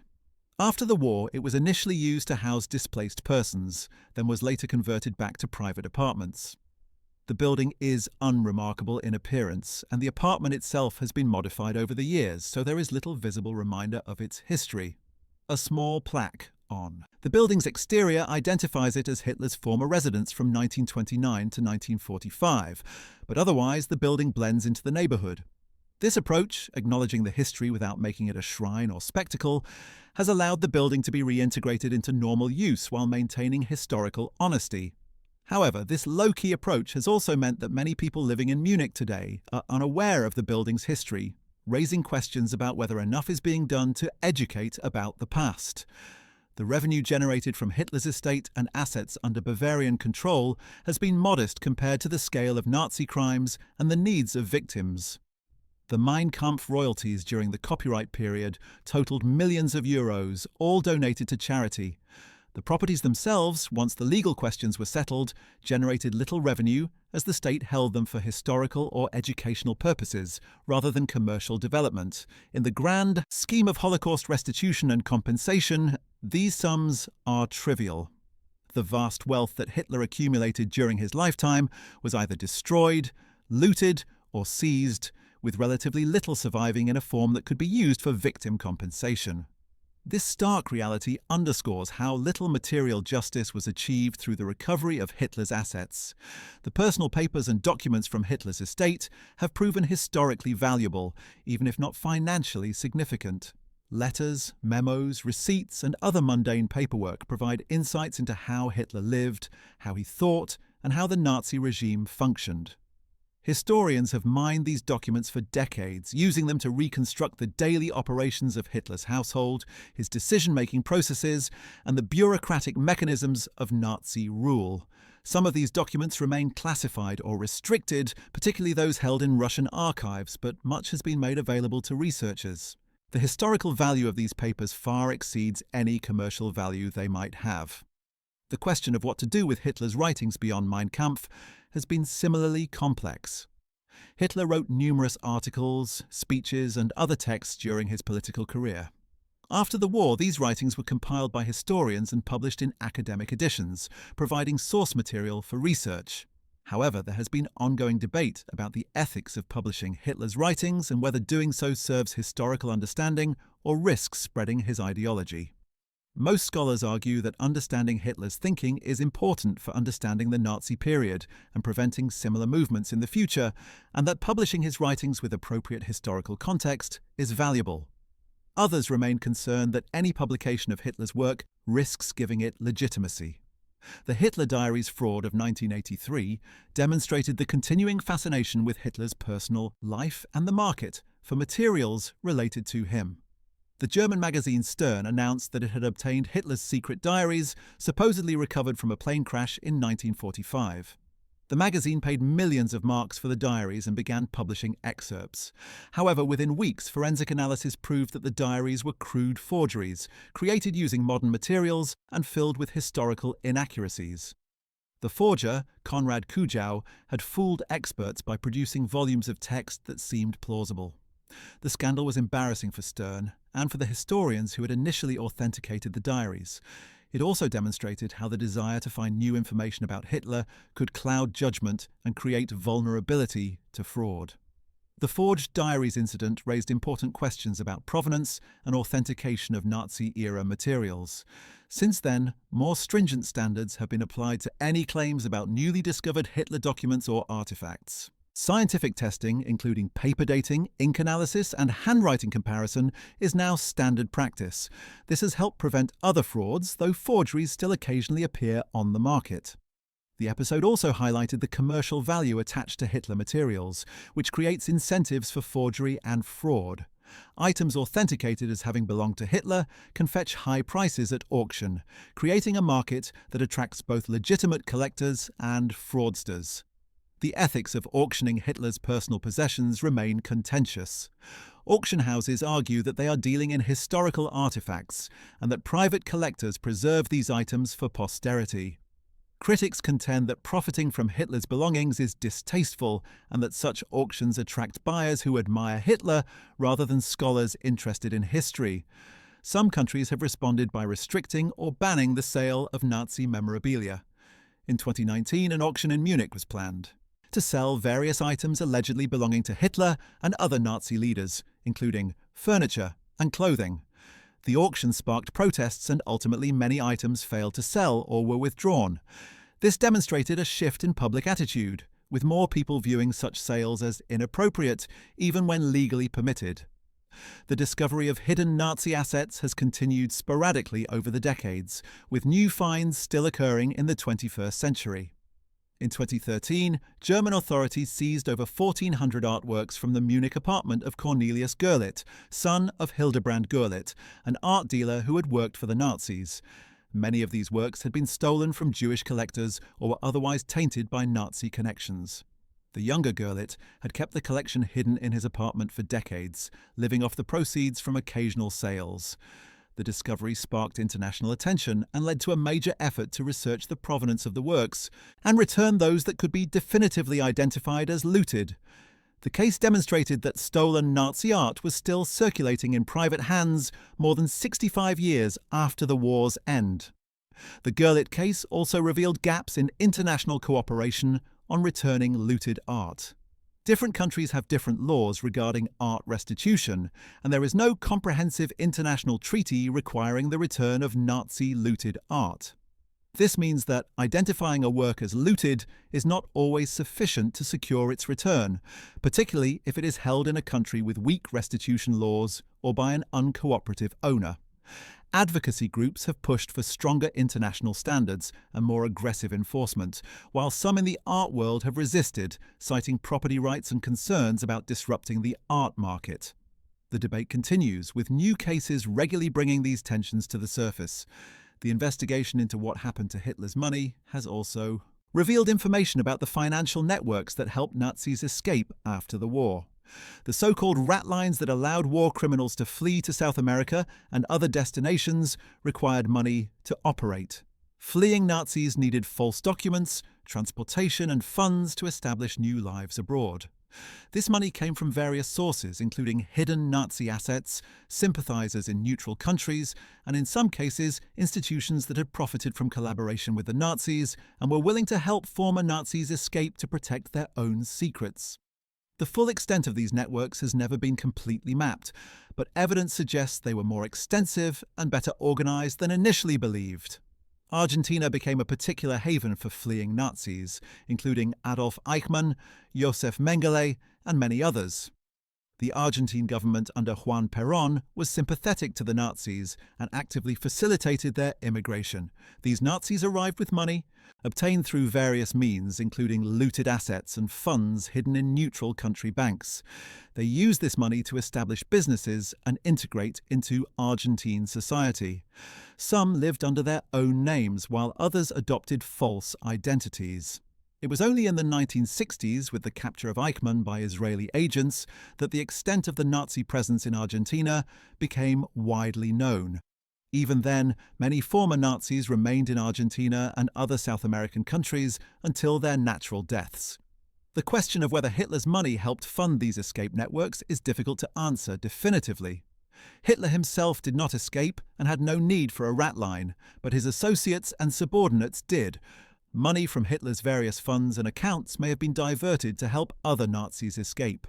Martin Bormann, who managed Hitler's finances and had access to various accounts, disappeared in the chaos of Berlin's fall and was long suspected of having escaped with Nazi funds.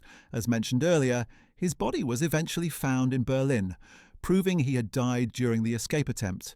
However, the possibility that he had arranged transfers of funds before his death cannot be ruled out, and money he controlled may have ended up supporting other fleeing Nazis. The broader question of Nazi gold and assets that were never recovered continues to intrigue researchers and investigators. Conservative estimates suggest that billions of dollars worth of assets looted by the Nazis were never accounted for after the war. This includes gold, art, currency, and other valuables. Some of this was certainly destroyed in the war's final chaos, consumed in fires, buried under rubble, or lost at sea. Some was looted by soldiers and civilians in the immediate aftermath, but a substantial portion likely remains hidden, either in bank accounts that were never properly investigated or in physical hiding places that have never been found. The passage of time makes recovery increasingly unlikely, but the possibility keeps drawing people to search. Modern technology has enabled some new approaches to searching for hidden Nazi assets. Researchers have used archival research combined with database analysis to identify patterns in bank transfers and financial transactions that might indicate hidden accounts. Ground-penetrating radar and other sensing technologies have been used to search for buried caches, though with limited success. The opening of archives in former communist countries has provided access to documents that were previously unavailable, shedding new light on what happened to assets in territories controlled by the Soviets. Each of these approaches has produced some results, but the overall impact has been modest given the scale of the missing wealth. The legal framework for recovering Nazi assets has evolved significantly since the immediate post-war period. International agreements and treaties now provide mechanisms for returning looted art and compensating victims of historical injustices, though enforcement remains challenging. Class action lawsuits, particularly those filed in American courts, have proven to be effective tools for forcing institutions to disclose information and provide compensation. The threat of being sued in American courts, where discovery rules are extensive and damages can be substantial, has motivated many European institutions to be more forthcoming about their Nazi-era activities and more generous in their compensation offers. This use of litigation as a tool for historical justice represents a significant development in how societies deal with past wrongs. The World Jewish Congress and other Jewish organizations have played crucial roles in pursuing Nazi asset recovery and Holocaust restitution. These organizations have combined advocacy, research, and litigation to pressure governments and institutions to confront their roles in the Holocaust and to provide appropriate compensation to survivors and their families. The success of these efforts in the 1990s and 2000s represented a significant achievement in historical justice, though advocates stress that much remains to be done. The aging of Holocaust survivors has added urgency to these efforts, as the window for providing compensation to actual survivors rather than their descendants is closing. Educational initiatives about the Holocaust and Nazi crimes have included attention to the question of looted assets and economic aspects of Nazi persecution. Understanding that the Holocaust was not just about murder, but also about theft on an unprecedented scale, has become part of Holocaust education. This includes teaching about how Jewish property was confiscated, how forced labor was exploited, and how entire economies were structured around theft from victims. The question of what happened to Hitler's money fits into this broader educational mission, illustrating how the Nazi leadership personally profited from the crimes they ordered and oversaw. The memorial culture in Germany has evolved significantly in how it addresses the economic dimensions of Nazi crimes. Holocaust memorials and museums now typically include exhibits about the confiscation of Jewish property, the exploitation of forced labor, and the looting of occupied territories. The United States Holocaust Memorial Museum in Washington includes extensive exhibits on these economic aspects, as do Yad Vashem in Jerusalem and the House of the Wannsee Conference in Berlin. These institutions recognize that understanding the full scope of Nazi crimes requires understanding not just the murders, but also the theft and exploitation that accompanied them. The question of what happened to the stolen wealth, including Hitler's personal fortune, is part of this larger story. The ongoing discovery of Nazi-era assets in unexpected places continues to this day. In 2021, Brazilian authorities discovered Nazi artifacts, including medals, busts of Hitler and other items hidden in a secret room behind a bookshelf in a house near Rio de Janeiro. While these particular items had more symbolic than financial value, the discovery demonstrated that Nazi-related materials continue to surface decades after the war. Each such discovery prompts renewed questions about who possessed these items, how they were obtained, and what should be done with them. Most countries now have protocols for handling such discoveries, typically involving transfer to museums or educational institutions, rather than allowing them to remain in private hands. The cryptocurrency and digital asset revolution of recent years has sparked new discussions about hidden wealth and asset recovery. Some have speculated about whether Nazi-era assets might have been converted into modern digital forms, though there is no credible evidence to support such theories. However, the broader questions about tracking and recovering hidden assets in an era of digital currency and offshore banking do echo some of the challenges faced in tracking Nazi assets after World War II. The tension between financial privacy and the prevention of money laundering and asset hiding remains relevant, with lessons from the Nazi asset recovery efforts informing modern approaches to tracking criminal proceeds. The state of Bavaria's stewardship of Hitler's estate has generally been regarded as responsible, if imperfect. By refusing to profit from Hitler's legacy and donating Mein Kampf royalties to charity, Bavaria took a principled stance. However, critics have pointed out that more could have been done earlier to investigate Swiss accounts and other potential hidden assets. The relatively passive approach of waiting for assets to be discovered rather than actively searching for them may have allowed some wealth to remain hidden. On the other hand, defenders of Bavaria's approach argue that given the limited resources available and competing priorities, the focus on preventing the glorification of Hitler through control of his copyright and properties was appropriate. The question of Hitler's dental gold, and the dental gold of Holocaust victims more generally, represents one of the most disturbing aspects of Nazi looting. The systematic extraction of gold from the teeth of concentration camp victims was documented in captured SS records. This gold was melted down and deposited in the Reichsbank, where it became mixed with other gold reserves. After the war, Allied authorities were aware that some recovered gold had this horrific origin, but separating it from other gold was impossible. This meant that gold derived from murdered victims' teeth may have been used for post-war reconstruction or other purposes, a reality that continues to disturb historians and survivors. The moral contamination of these assets represents a profound challenge to any simple accounting of what happened to Nazi wealth. Modern genetic and forensic technologies have enabled some new research into Nazi-era crimes and their aftermath. DNA testing has helped identify remains found in mass graves, allowing families to finally learn the fate of loved ones who disappeared during the Holocaust. These same technologies have been used to authenticate claimed Nazi artifacts and remains, preventing some frauds. However, the application of modern science to Nazi-era mysteries has its limits. No amount of technology can locate bank accounts if the records were destroyed, or identify buried treasure if no one knows where to look. The fundamental limitation remains the deliberate destruction of evidence and the passage of time. The philosophical question of whether material compensation can ever truly address the harm caused by the Holocaust has been central to debates about restitution and asset recovery.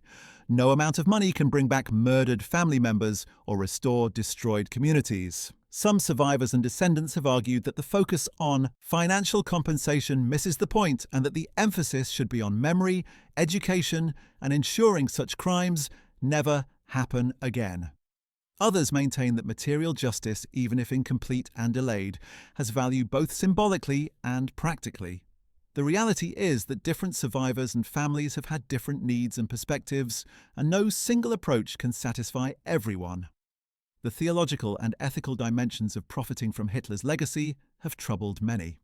When Bavaria received royalties from Mein Kampf, even though those royalties were donated to charity, there was something deeply unsettling about any institution benefiting from Hitler's hateful screed.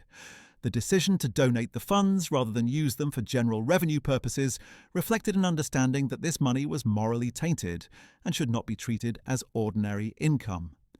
This intuition that some assets are too morally compromised to be used normally has influenced how many institutions have dealt with Nazi-era assets, leading to the establishment of special funds and procedures separate from normal financial operations. The impact of Nazi asset theft on the post-war European economy was substantial. The wealth stolen from Jewish communities across Europe represented a massive transfer of economic resources. The confiscation of property, forced sale of businesses, and seizure of bank accounts impoverished the Jewish population while enriching the Nazi state and individual Nazis. After the war, the absence of this capital and these businesses was felt in European economies. Some scholars have argued that the incomplete restitution of stolen assets contributed to persistent economic disparities and that more comprehensive compensation would have had significant economic as well as moral benefits. The counterfactual question of how European Jewish communities would have developed had their wealth not been stolen is impossible to answer but important to consider. The personal stories of individuals who lost everything to Nazi confiscation and later fought to reclaim their property or receive compensation illustrate the human dimension of these financial questions. Families that had been wealthy and prominent before the war found themselves destitute afterward, with their homes, businesses, and savings gone. The process of trying to document what they had owned and prove their claims was often humiliating and traumatic, requiring them to repeatedly recount their persecution and losses.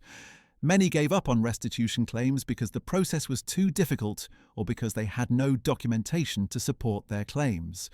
Others persevered for decades, sometimes successfully recovering property or receiving compensation, sometimes not. Each case represented years of uncertainty and struggle.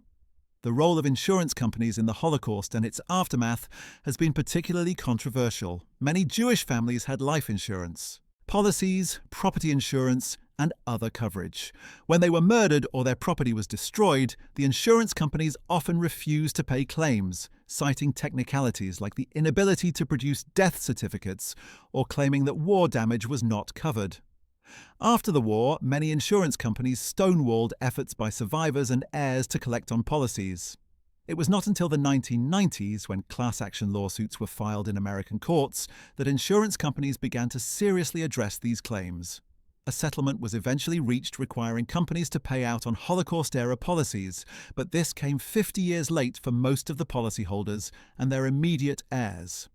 The question of collective versus individual responsibility for addressing Nazi-era financial crimes has been debated extensively. Should current institutions be held responsible for what their predecessors did during the war? Should modern Germany bear responsibility for crimes committed by the Nazi regime? Most people agree that there is at least some moral responsibility to address historical injustices, but determining the precise extent and form of that responsibility is contentious. The principle that has generally emerged is that institutions and governments should acknowledge past wrongs, provide appropriate compensation where possible, and support education and remembrance to prevent recurrence, even if current members of those institutions were not personally involved in the original crimes. The training of provenance researchers and the development of best practices for identifying looted art has become a specialized field. Major museums now employ researchers specifically to investigate the ownership history of works in their collections, particularly those acquired during the Nazi era or shortly after. Professional organizations have developed standards and methodologies for provenance research, and databases have been created to help match lost artworks with their current locations. This work is painstaking and often inconclusive, but it has succeeded in identifying and returning hundreds of works to their rightful owners or heirs. The field continues to evolve as new techniques and resources become available. Hitler's legacy as one of history's most evil figures has meant that everything associated with him carries a moral weight that complicates practical questions. Even seemingly straightforward matters like what to do with a building he once owned become fraught with symbolic significance. The German approach of confronting the past directly through education while refusing to glorify or preserve Nazi-era sites as they were represents one model for dealing with this challenge. Other countries with difficult pasts have learned from Germany's experience, though each situation has its unique aspects requiring tailored approaches. The question of whether too much attention has been paid to Hitler and the top Nazi leaders, as opposed to the broader system that enabled their crimes, is worth considering. Focusing on Hitler's money and personal life can sometimes obscure the fact that hundreds of thousands of Germans were involved in the theft from and murder of millions of victims. The Nazi economic system of exploitation involved not just Hitler and his inner circle, but countless bureaucrats, business people, soldiers, and ordinary citizens who benefited from or participated in the theft. Understanding what happened to Hitler's money is interesting, but it's only one small part of the much larger story of how an entire society became complicit in theft and murder on an unprecedented scale. The continuing fascination with Hitler in popular culture, including books, documentaries, and films, has kept questions about his personal life and finances in the public eye. Some of this attention serves educational purposes, helping people understand the Nazi period and the dangers of totalitarianism. However, there's also concern that excessive focus on Hitler can amount to a morbid fascination that inadvertently glorifies him or makes him seem more interesting or important than he deserves. Finding the right balance between educating about the past and not fetishizing evil figures remains an ongoing challenge for educators, historians, and media creators. The legal principle established in handling Hitler's estate, that criminals and their heirs cannot profit from crimes, has been applied in various other contexts since. Many countries now have son of Sam laws preventing criminals from profiting from selling their stories. Proceeds from books or films about crimes can be seized and given to victims. The estates of other dictators and war criminals have been subject to forfeiture and used for victim compensation. While Hitler's case was in some ways unique due to the scale of his crimes and the international dimension, the basic principle that crime should not pay has been broadly embraced and applied in many different contexts. The emotional and psychological impact on Holocaust survivors of seeing their persecutors' wealth and assets inadequately recovered or dealt with should not be underestimated. Many survivors expressed deep frustration that people who had stolen from them, enslaved them, or murdered their families often escaped justice and kept the proceeds of their crimes. The sight of former Nazis living comfortably in post-war Germany or South America while survivors struggled in poverty was a source of ongoing trauma and anger. While complete justice was impossible and material compensation could never truly make victims whole, the effort to recover assets and provide compensation had important symbolic value in acknowledging wrongs and attempting to provide some form of redress. The archival work involved in researching Nazi assets and looted property has been enormous. Millions of documents in multiple languages scattered across archives in dozens of countries have been examined by researchers. Much of this material was poorly catalogued or deliberately obscured, requiring patient detective work to piece together what happened.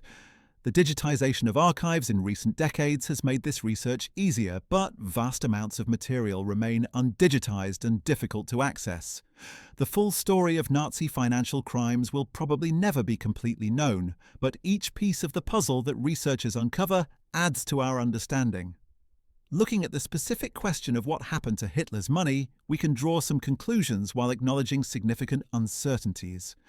Hitler accumulated a personal fortune estimated at between 50 and 100 million Reichsmarks through book royalties, industrial bribes, image rights, and theft. Much of this wealth was held in property and art that was destroyed or confiscated after the war. Some portion was held in bank accounts, particularly in Switzerland, that may never have been fully identified or recovered.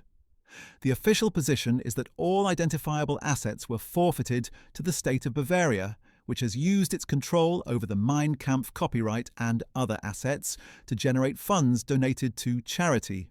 The total amount recovered and accounted for is far less than Hitler's full wealth, suggesting that substantial portions were lost, destroyed, or successfully hidden. The broader impact of Hitler and the Nazi regime on global wealth and economic structures was enormous and extended far beyond Hitler's personal fortune. The destruction of European Jewish communities eliminated a significant portion of Europe's professional and merchant class. The physical destruction of the war consumed vast resources and left Europe in ruins.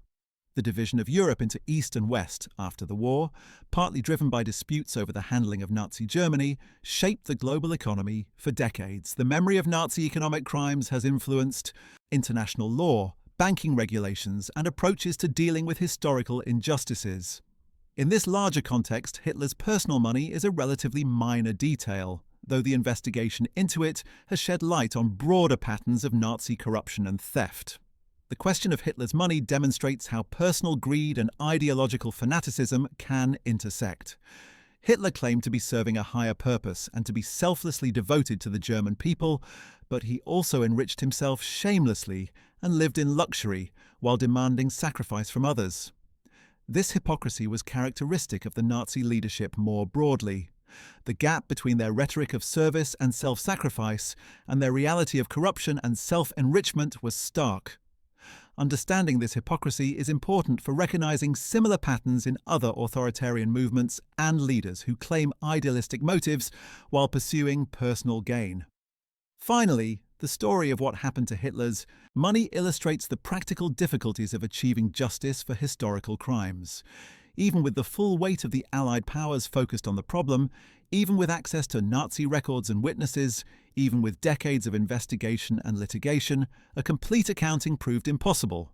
Some assets were recovered and used appropriately, some were lost or destroyed, and some remain hidden to this day.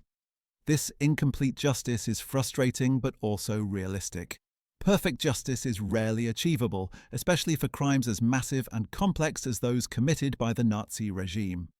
What matters is making the effort, acknowledging the limitations and learning from the experience to do better in the future. The lessons from the investigation into Nazi assets have informed how the international community deals with dictators and kleptocrats today. The importance of transparency in banking, the need for international cooperation in tracking assets, the value of civil society, organizations in advocating for victims, and the utility of litigation as a tool for forcing disclosure and compensation have all been demonstrated through the Nazi asset recovery process. Modern anti-corruption and asset recovery efforts build on these lessons, using more sophisticated tools and benefiting from greater international cooperation, though the fundamental challenges remain. Criminals and corrupt leaders still try to hide their wealth, neutral countries still sometimes prioritize their own interests over justice for victims, and the passage of time still makes recovery increasingly difficult. The ongoing work of identifying and returning looted art, compensating Holocaust survivors and their families, and educating about Nazi crimes continues to this day, more than 75 years after the end of World War II.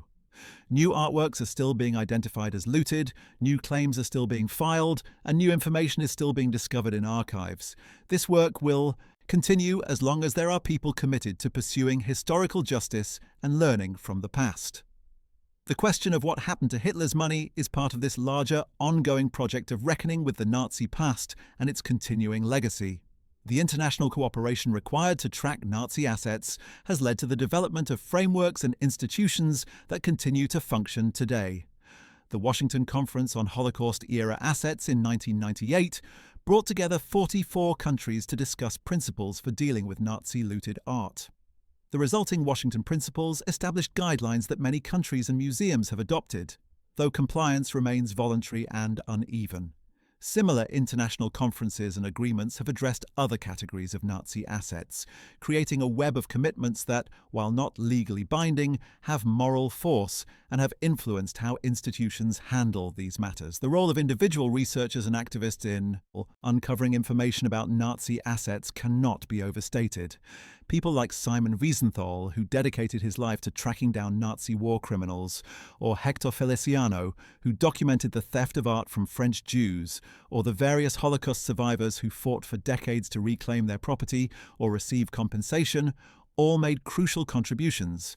These individuals often worked with limited resources and faced resistance from powerful institutions, but their persistence helped bring hidden truths to light and achieved at least partial justice. Their work demonstrated that individuals committed to justice can make a difference even against daunting odds. The transformation of Germany's approach to its Nazi past has been gradual and sometimes painful. In the immediate post-war years, there was a tendency to focus on moving forward rather than confronting past crimes. Many former Nazis were reintegrated into West German society with minimal punishment, and questions about stolen assets were often not pursued vigorously. It was only in later decades, particularly starting in the 1960s with the younger generation questioning their parents' generation, that a more thorough reckoning began. The evolution from denial and minimization to acknowledgement and education represents an important model for how societies can eventually confront uncomfortable truths about their pasts. The economic impact of restitution and compensation payments on Germany has been substantial but manageable. Over the decades since the war, Germany has paid billions of marks and euros in various forms of compensation to Holocaust survivors, forced laborers, and other victims of Nazi crimes. These payments, while significant, have not prevented Germany from becoming one of the world's most prosperous countries. This demonstrates that addressing historical injustices through material compensation, while costly, is economically feasible for wealthy nations and can be accomplished without crippling the economy. The question is one of political will rather than economic capacity. The contrast between the treatment of Nazi assets and the treatment of assets from other historical crimes and injustices is instructive.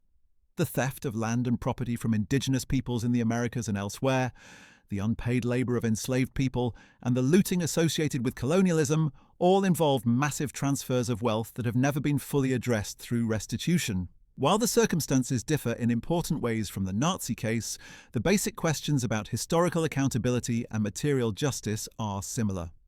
The precedents established in recovering Nazi assets and compensating Holocaust victims have influenced discussions about other historical injustices, though progress in those areas has been slower and more contentious. The technical challenges involved in tracking financial transactions across borders and through time have been considerable. In the 1940s and 1950s, before computers and digital record-keeping, tracing money through international banking systems was extremely difficult. Even with modern technology, the complexity of shell companies, offshore accounts, and deliberate obfuscation makes tracking illicit funds challenging. The Nazi asset recovery efforts were hampered by these difficulties, and while technology has improved, the fundamental problem of wealth being hidden through complex financial structures remains. Modern money launderers and kleptocrats use more sophisticated techniques than the Nazis had available, making asset recovery an ongoing challenge. The psychological profile of Hitler that emerges from studying his finances adds nuance to our understanding of his character. He was simultaneously ideologically fanatical and personally greedy, austere in some ways but luxurious in others, publicly selfless but privately selfish. He lived modestly in some respects, with simple food, preferences and no interest in alcohol, but accumulated vast wealth and lived in magnificent properties surrounded by luxury. This contradiction between his public image and private reality was characteristic of his entire approach to leadership. Understanding this duality helps explain how he could inspire such devotion while being fundamentally corrupt and self-serving. The impact of Hitler's death on the recovery of his assets was significant. Had he survived the war and been captured, he could have been interrogated about the location of hidden assets and the details of his financial arrangements. His testimony at trial might have provided information that would have helped recover more of his wealth. However, his suicide denied investigators this opportunity. The same is true of other top Nazis who died during the war or shortly after, including Goebbels, Himmler, and Bormann. The information they possessed about hidden assets died with them, making recovery efforts more difficult. The question of what Hitler intended for his money in the event of Germany's defeat is interesting to consider. His will provided for his relatives to receive items of sentimental value and enough for a modest living, with the remainder going to the Nazi Party or the German state. This suggests he either didn't seriously contemplate Germany's defeat or had no particular concern about what would happen to his wealth afterward. Unlike some of his subordinates who made plans to escape and hide assets, Hitler seems to have been focused on his place in history rather than the disposition of his worldly goods. This is consistent with his apocalyptic mindset in the war's final phase, when he seemed more concerned with ensuring that Germany went down in flames than with any practical matters. The treatment of the estates of other Nazi leaders followed patterns similar to Hitler's in some ways, but differed in others. Hermann Göring's massive collection of looted art was recovered, and much of it was eventually returned to its rightful owners, though the process took decades. Heinrich Himmler's assets were seized but were less extensive than might have been expected, possibly because he had hidden them well or because much of the wealth under his control belonged to the SS organization, rather than to him personally. Joseph Goebbels died with Hitler, and his assets were minimal, as he had lived primarily on his government salary and had spent lavishly rather than accumulating wealth. Each case had its own complications and peculiarities. The fate of Nazi Party assets, as distinct from personal assets of individual leaders, was also complex. The Nazi Party had accumulated enormous wealth through donations, the Adolf Hitler Fund, confiscated property and other sources. This wealth was held in various accounts and invested in businesses and properties. After the war, the Allied Control Council dissolved the Nazi Party and ordered the confiscation of its assets. However, tracking down all party assets proved difficult, as much of the wealth had been dispersed or hidden. Some former Nazis claimed that party assets had been used to help members escape or resettle after the war, though documentation of these claims is limited. The full accounting of what happened to Nazi Party assets has never been completed. The intersection of Hitler's money with the broader question of how dictatorships and authoritarian regimes manage finances provides important lessons. Such regimes typically involve high levels of corruption, with leaders and their associates enriching themselves while claiming to serve the people. The lack of transparency and accountability enables this theft, and the concentration of power makes it difficult for anyone to challenge the leadership's financial practices. Understanding how Hitler used his political power to accumulate personal wealth illuminates similar patterns in other dictatorships, from Stalin's Soviet Union to various post-colonial African and Asian regimes to modern authoritarian states. The moral question of whether focusing on the financial aspects of Nazi crimes risks obscuring the more fundamental crime of mass murder is worth addressing.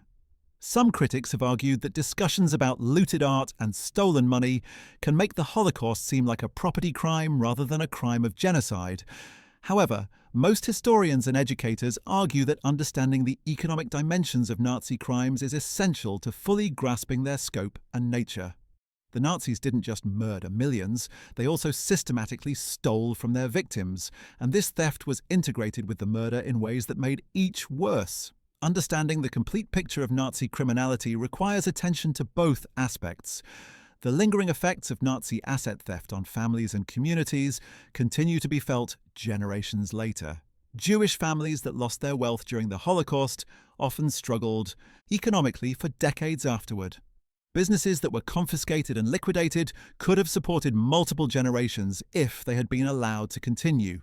The cultural and social capital represented by destroyed communities cannot be measured in monetary terms, but was nonetheless real and its loss profound.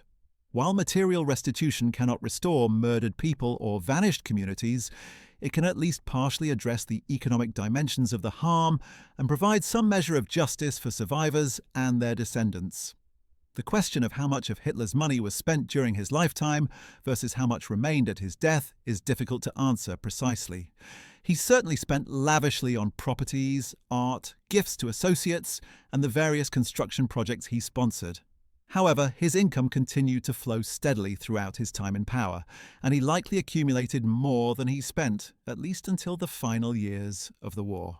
The Mein Kampf. Royalties alone would have been sufficient to live comfortably even without the other income sources.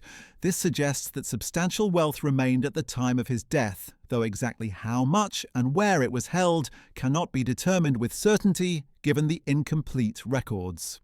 The evolution of international law regarding crimes against humanity and the recovery of assets from such crimes owes much to the precedents established in dealing with Nazi Germany.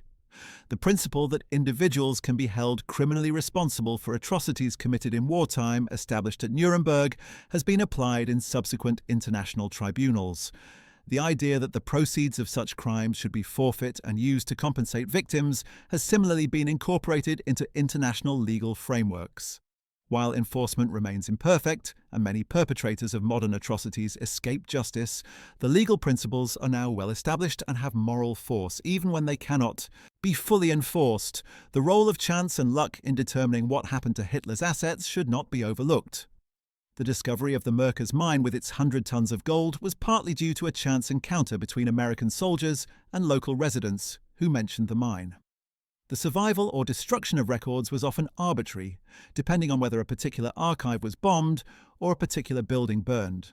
The success or failure of attempts to hide assets often depended on unpredictable factors, like whether a courier made it through or whether a bank official chose to cooperate with Allied investigators. This element of randomness means that different circumstances could have led to very different outcomes in terms of what was recovered and what remained hidden. The personal enrichment of Nazi leaders created tensions within the regime that sometimes affected policy decisions. Göring's obsessive collecting of art made him reluctant to destroy artworks, even when military necessity might have suggested it. The competition among different Nazi leaders for valuable properties and artworks created conflicts that sometimes interfered with the regime's functioning. Hitler's accumulation of wealth and his gift-giving to favoured associates created a system of patronage that influenced who had access to him and who could influence decisions. These internal dynamics, driven partly by greed and corruption, affected how the Nazi regime functioned in ways that historians are still uncovering. Well, that's it. Thanks for watching. We hope you found this video informative and eye-opening. If you enjoyed learning about what happened to Hitler's money after World War II, make sure to check out our video about what happened to the children of Nazi leaders after the war. Don't forget to like this video, subscribe to our channel, and hit the notification bell to stay updated on more World War II content. See you in the next one.